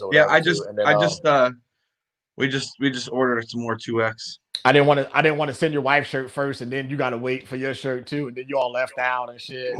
So, they be crying. Fair is fair. I'll be fucking having that shit like belly shit. It's fucking stupid. No, there's gonna be some wild shit this year. Some stupid some group stupid shit. It's got to happen. I got some ideas from the live. Mm-hmm. It made me start thinking that with our group, we can do some really dumb funny shit. Yeah, for real, man. I can't, man. What? So once like I said, once this COVID shit passes, dude, I'm doing the cross country tour. I'm gonna pick one state every couple months. All right, I'm in New York. I'm gonna go to see you, go see Baker. Do some facility tours, man. It's gonna be crazy. And then a lot of people are gonna be coming here soon. Until I told them they have to fight me in the garage. And then, don't tell me. You said don't tell them though. Remember? I know, dude. I had so many people scheduled to come out and do stuff for their channel and their Instagram to come over here. But as soon as I announced that we have to grapple in the garage and stuff, they were like, "Nah, I'm not gonna do. I'm not gonna kill. I'm not gonna hurt you, bro. Dang, Yeah, yes, you will. I'm a fucking knee on belly. I'm a trained You maybe, Chad. I'm gonna let you get some stuff off, you know what I mean? Like get your confidence up, you know, and he's gonna fucking smash you. Yeah, and then I'll fuck you up. I mean, like going to sleep doesn't hurt, and I have like security cameras in there too. So when I catch him in something dope, yes, it does. That fucking shit fucking hurts. Bow and arrow chokes, they just, I mean, you tap when it hurts, you know. So yeah, dude, but when people fucking choke, like the rear naked, how you're supposed to do it, when they do those short chokes with that bony like sword right across your throat. Oh fuck that. Oh, it's the worst. We're doing so tonight and like I don't know, Chad. You keep bitching out coming up to visit. So 10:30 p.m. Eastern, which is like like 30 minutes from now or something, like almost 30 minutes from now, close 40. To 40 minutes from now. I got jiu-jitsu tonight, so I'm gonna teach that. I'm gonna go on Instagram Live again and do some live rolls and stuff too. So that was cool when you were showing it last time. Yeah, I'm gonna put up this stand today and get some live rolling in. So hopefully it's a good turnout. So you can watch me fade as the time go. you see the fifth round, and I'm like, oh, I'm so fat. Fucking so I might post something. He leaves out that he's supposed to be teaching a class right now. Yeah. Oh no, I got my purple belt teaching the Muay Thai right now. So he missed like 2 days last month when he called out, and I still paid him his regular fee. So I was like, I'm gonna get you back, motherfucker. So that's why he's teaching all the classes today. Are you a Dwayne fan, Ludwig? Yeah, Dwayne Lowe. Yeah, he's dope, man. That Bang Muay Thai system is cool, man. So that's what we have here. Yeah, Anna says she's coming for you, Antoine. Heck yeah, bring it on, son. Dude, Anna's crazy. I don't know. You might not. Who knows what she would do? Yeah, Anna. For real. So yeah, I'm just staying active now, man. Trying to get this weight down because I got that black belt test coming up soon. So you better get it. 45 minutes straight is no joke, bro. Dude, you see the one, I forget whose test it is, where you're going for your black belt and you're going against everyone in the gym, but they start out with the higher belts. Yeah, that's what we do. And then, but it ends with the lower belts, or they're going fucking spazzy and fucking crazy. So and you gotta not get choked out by a white belt. Like so, if you look on Jiu-Jitsu Times today, they did an article about my home gym about doing that and stuff too. And then everybody commented like, "Well, in my gym, we like ball gag each other and blindfold them, and then we use spike bats, and you got to survive that for an hour, and that's how we get our black." So yeah, the article is out right now on Jiu-Jitsu Times. So that's my professor. Check it out. Yeah, so they show like some video clips of it too. So yeah, for my brown belt, I just had to they had another brown belt with me having like to do self-defense and stuff too. And I thought he was gonna go easy on me. So my hands are up and I'm just like blocking here, waiting to duck him under. And he slapped me so fucking hard. So you remember how the Stockton slap? So you remember how in The Lion King when Scar slapped the shit out of Simba? Like you remember how Rick James slapped Charlie Murphy? Like it was like he caught me with like the full like palm, and it was just like I was like, God damn. So then once I figure out he was doing prison rules, I dumped him on his head and like choked him out and stuff. So shout out to Mikey though. He's a good dude, but he didn't like give me the look like I'm about to fuck you up, bro. Do this, So that's funny. So yeah, man. So let me see if there's any other questions in the chat that we missed. Antoine's gonna be on tour like the Grateful Dead. For real, man. Yeah, man. I can't wait. I'm gonna do a straight Midwest tour where I go see Brian, I see Rage's Urban Jungle, where I go see Precious Pythons, all of that area, GP Snakes, Wisconsin Constrictors, and then move east up and down. Like I'm gonna try to like get in and like get some stuff from Ozzy that time. Dude, go to Oz, man. Yep. Yeah, it's only like 40 minutes from here. Yeah, did Tom just does this shit just die off or what? Probably went out. Who knows? It sounds more like his outernet is what it. Okay, edit that point. Yeah, right. Edit point. Fuck, this is live. God damn it. What's going on here? Let me see. Chad's favorite Morpheus reverse cowboy. Why get it? What the fuck? Dude, my shit is the electric chair, man. Eddie Bravo style. Yeah, I'm immune to electric chair because I can do a full split. So. Yeah. I just use it to sweep though. I would get people because they fucking tap so quick. So I just get it for a sweep. And if you try to be stubborn and not tap, that's when knees get popped because the way it gets extended. So dude, I've tore a couple of knees with that too, man. Let's see questions. I'm gonna go back.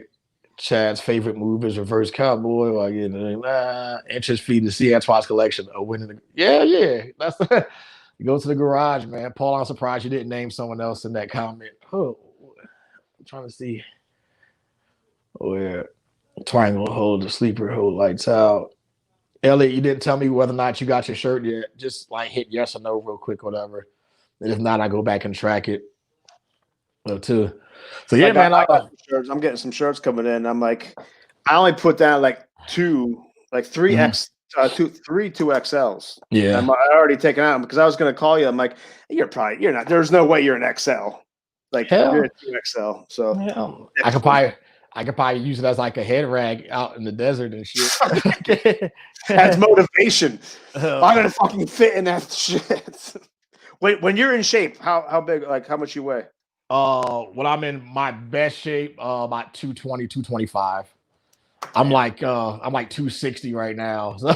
That's about where I'm at. Where you at now, Tom? That's what I'm about 260. Yeah. How tall are you? Just shy of 6'3". Yeah, he's tall.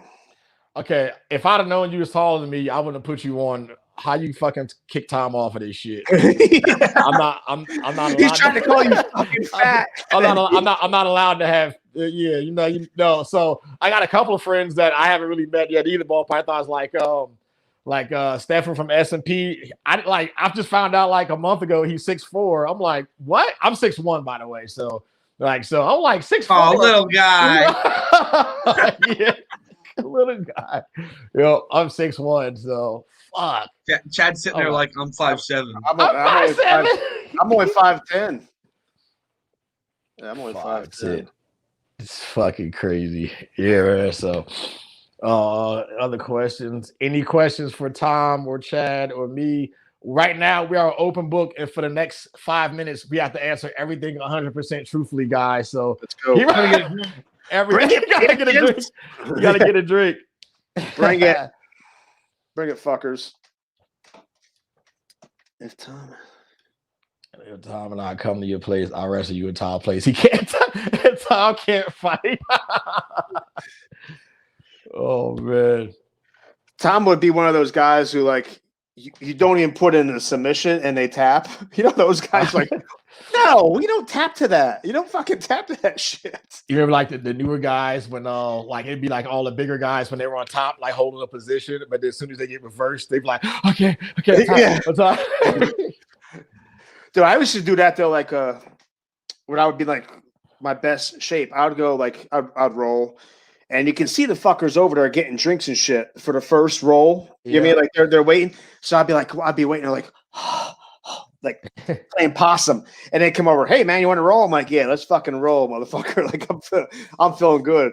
But when you're looking good, they don't come over and want to roll with you. Only when you're fucking looking tired. We have what I call the Predator blue belts that they'll be sitting on the sidelines on their phones for 2 rounds. Yep. And they'll wait till you just got finished for like 3 black belts back to back. Yeah. And then like your gi is halfway off, your jaw's like dangling because somebody fucked you up. And they're like, hey coach, I see you don't have anybody and I'm fresh. Do you want to go? And I was like, okay, but I'm gonna tell you like this. I watched you take 3 rounds off over there and you looking fresh.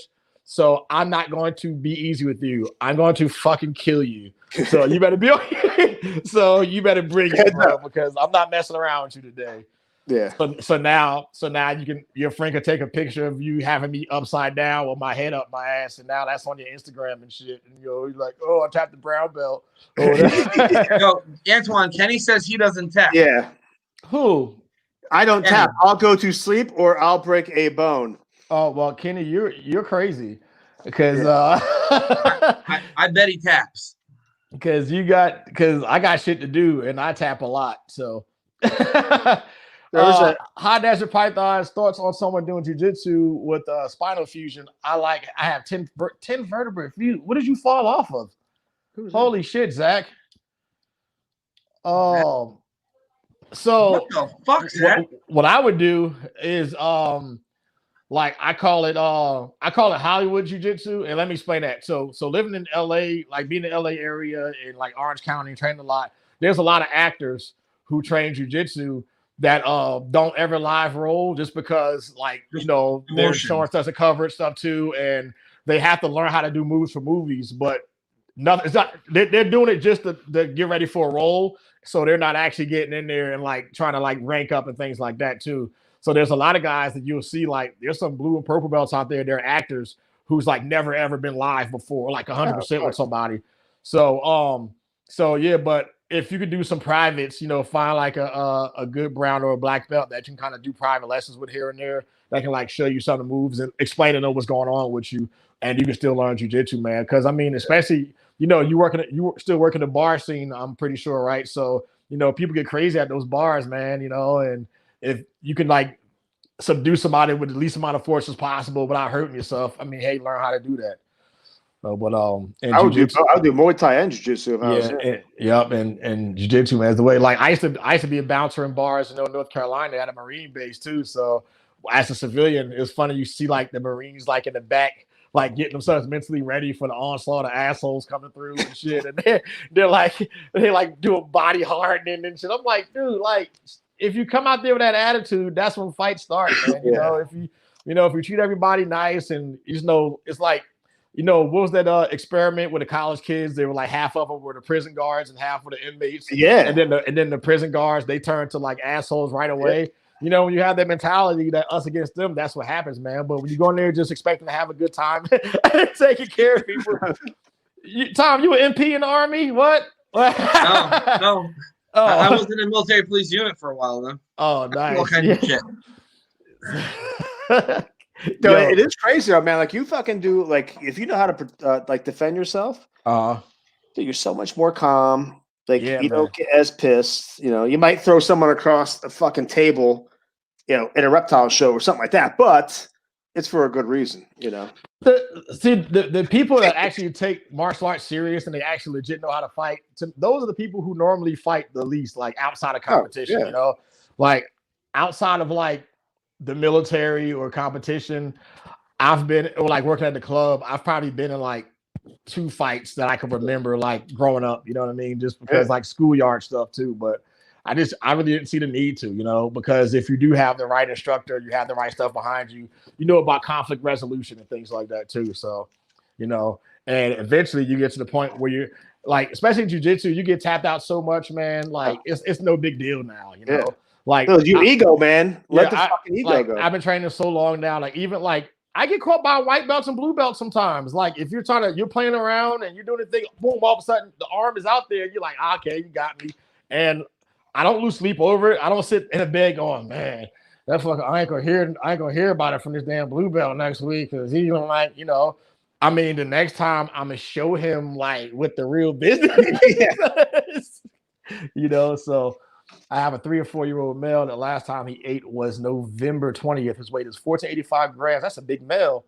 All he wanted to do is breed. Should I take him out of breeding? But he only has 1 female.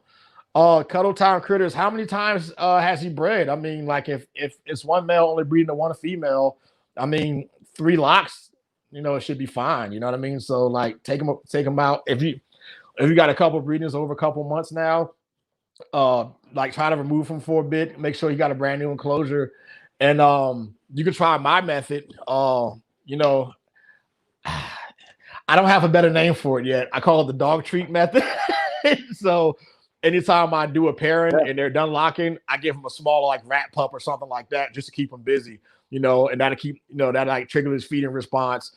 And this year's been working for me. Like I've had males that I've bred to death, So, and which is no good. And I didn't know any better at the time, but now every time a male comes out, he gets a little treat. And if he doesn't, and he won't get bred again until he eats.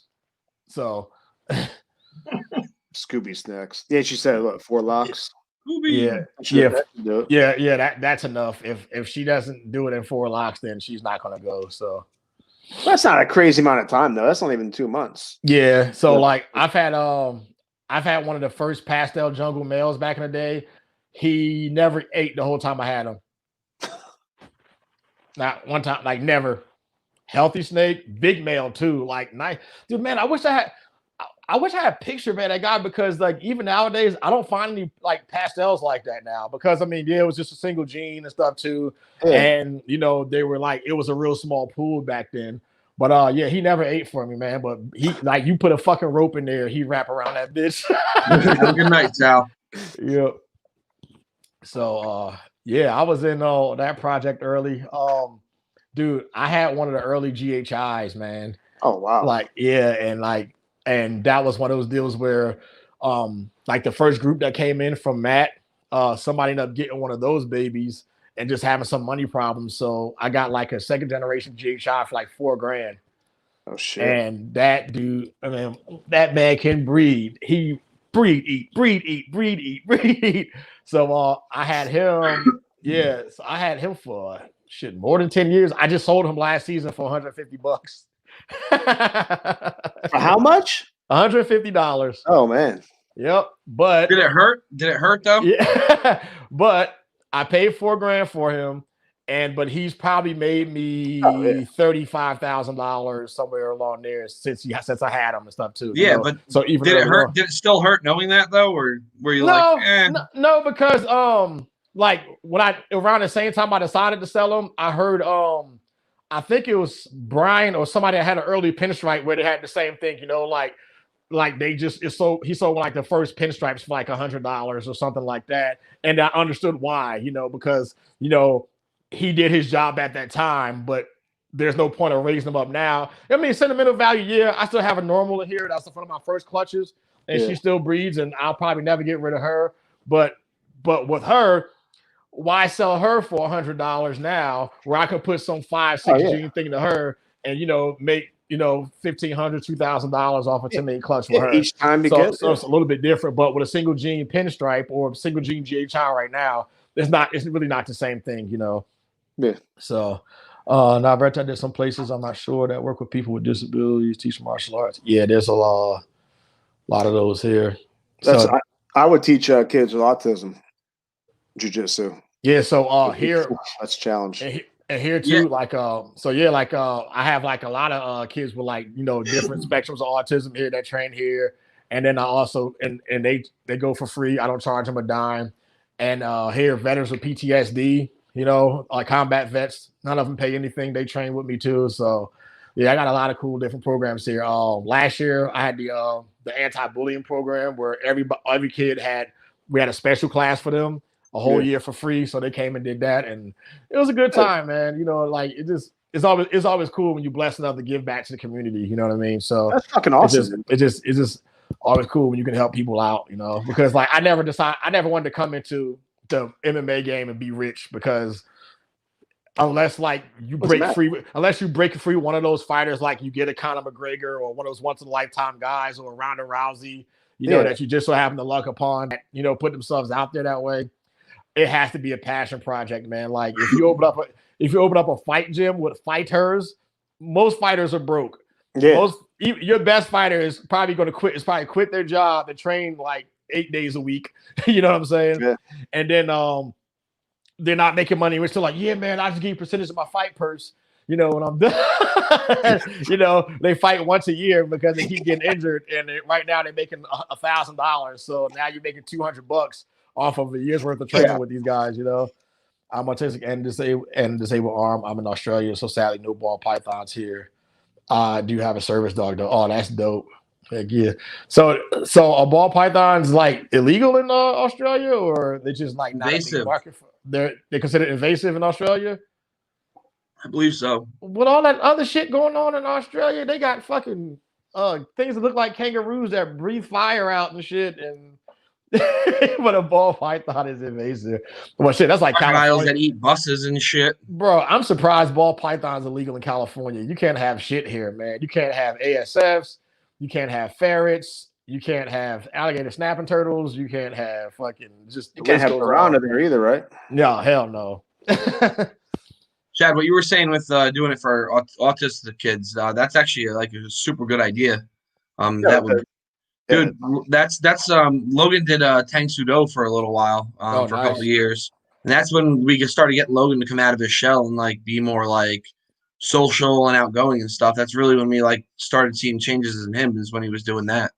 Oh shit! Yeah, it's this boy Josh, man. It's oh my god, like it was probably like a year and a half, and then up until then COVID, then we stopped, obviously. But man, it's just like it's like the progress they make over that like year and a half in so many different areas. I'm not even like, yeah, I kept telling his mom because his mom's like he'd be like freaking out sometimes. I said, listen, I don't care about the jiu-jitsu part, man. It's just like we just want him to be more adaptable, to everyday life. That's what you want. You know what I mean?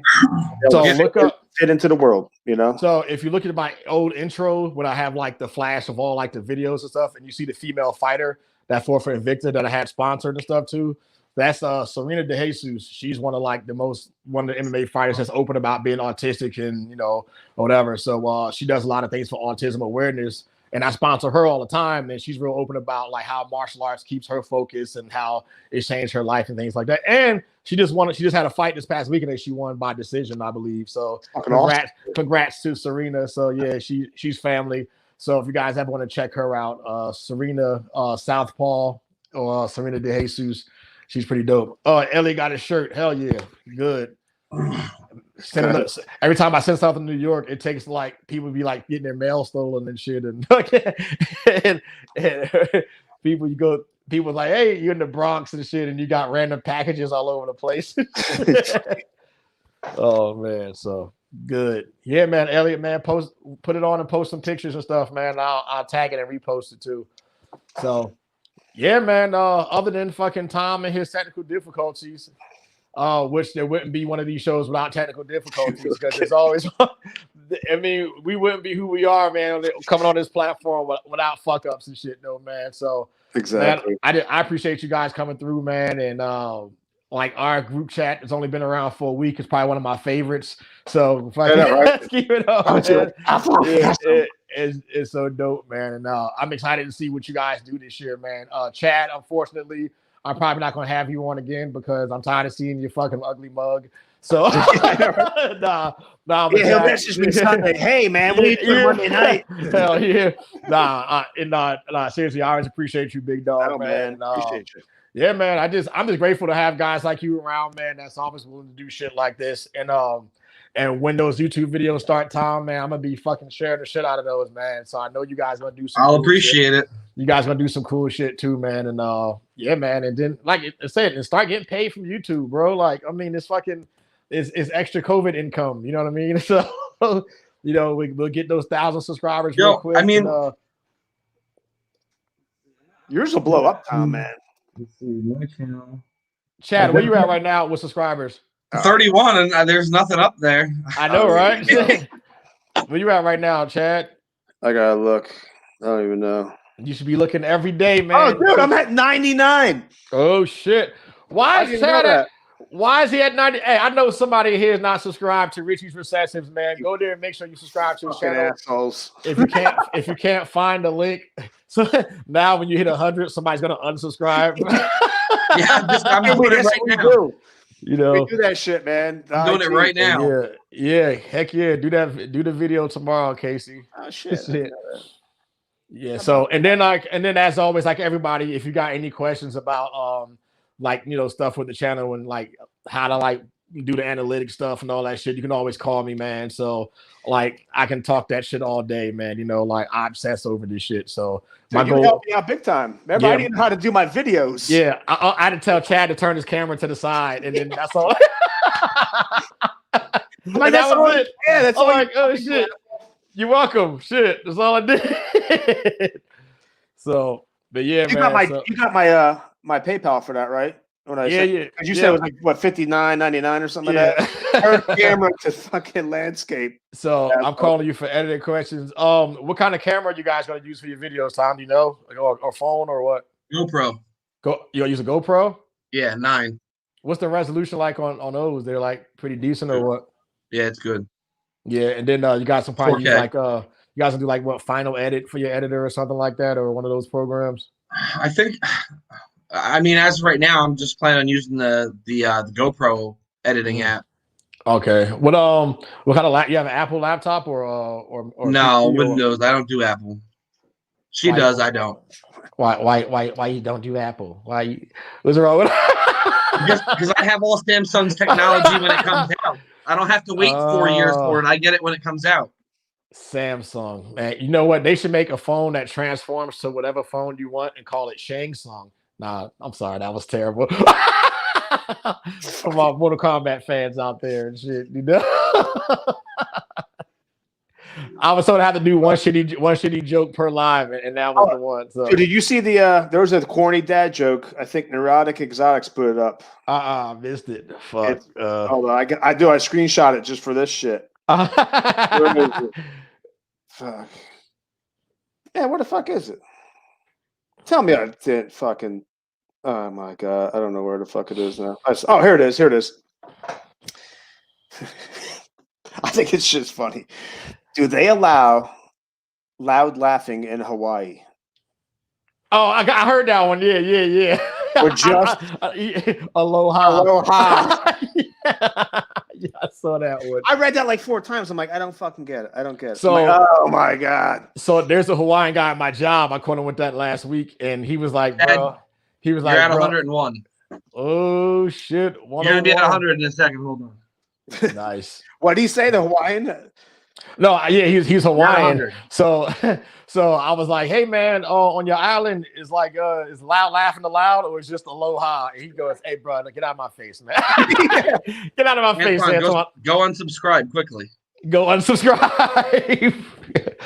Nice. So yeah, man, dude, I'm excited, man. You guys gonna start posting some videos and shit, man. So yeah, man, just guys do it. Like I said, don't stress about just getting the content out, man, and people will come, you know. So just don't stress about it right away. The first couple of videos, I don't care who you are, they will suck all the dicks.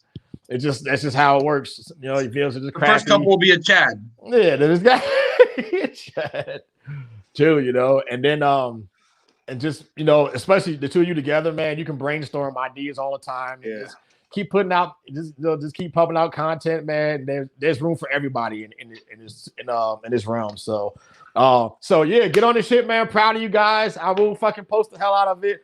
Chad, my dude, love you, brother. We'll talk soon. Tom, man, you the man, brother, man. I'm glad to have you on. It was an honor to have both of you. As much shit as we talk about each other, you are two people I respect a whole lot. And I fucking, you know, any time of the week, man, I fucking ride for you guys, man. So everybody here, make sure you subscribe to Atypical Origins and you follow on Instagram. Make sure you follow and subscribe to Richie's Recessives. And as always, like, share, subscribe, hit that notification bell so you know every time a new video pops up. Till next time, deuces. Links in the description.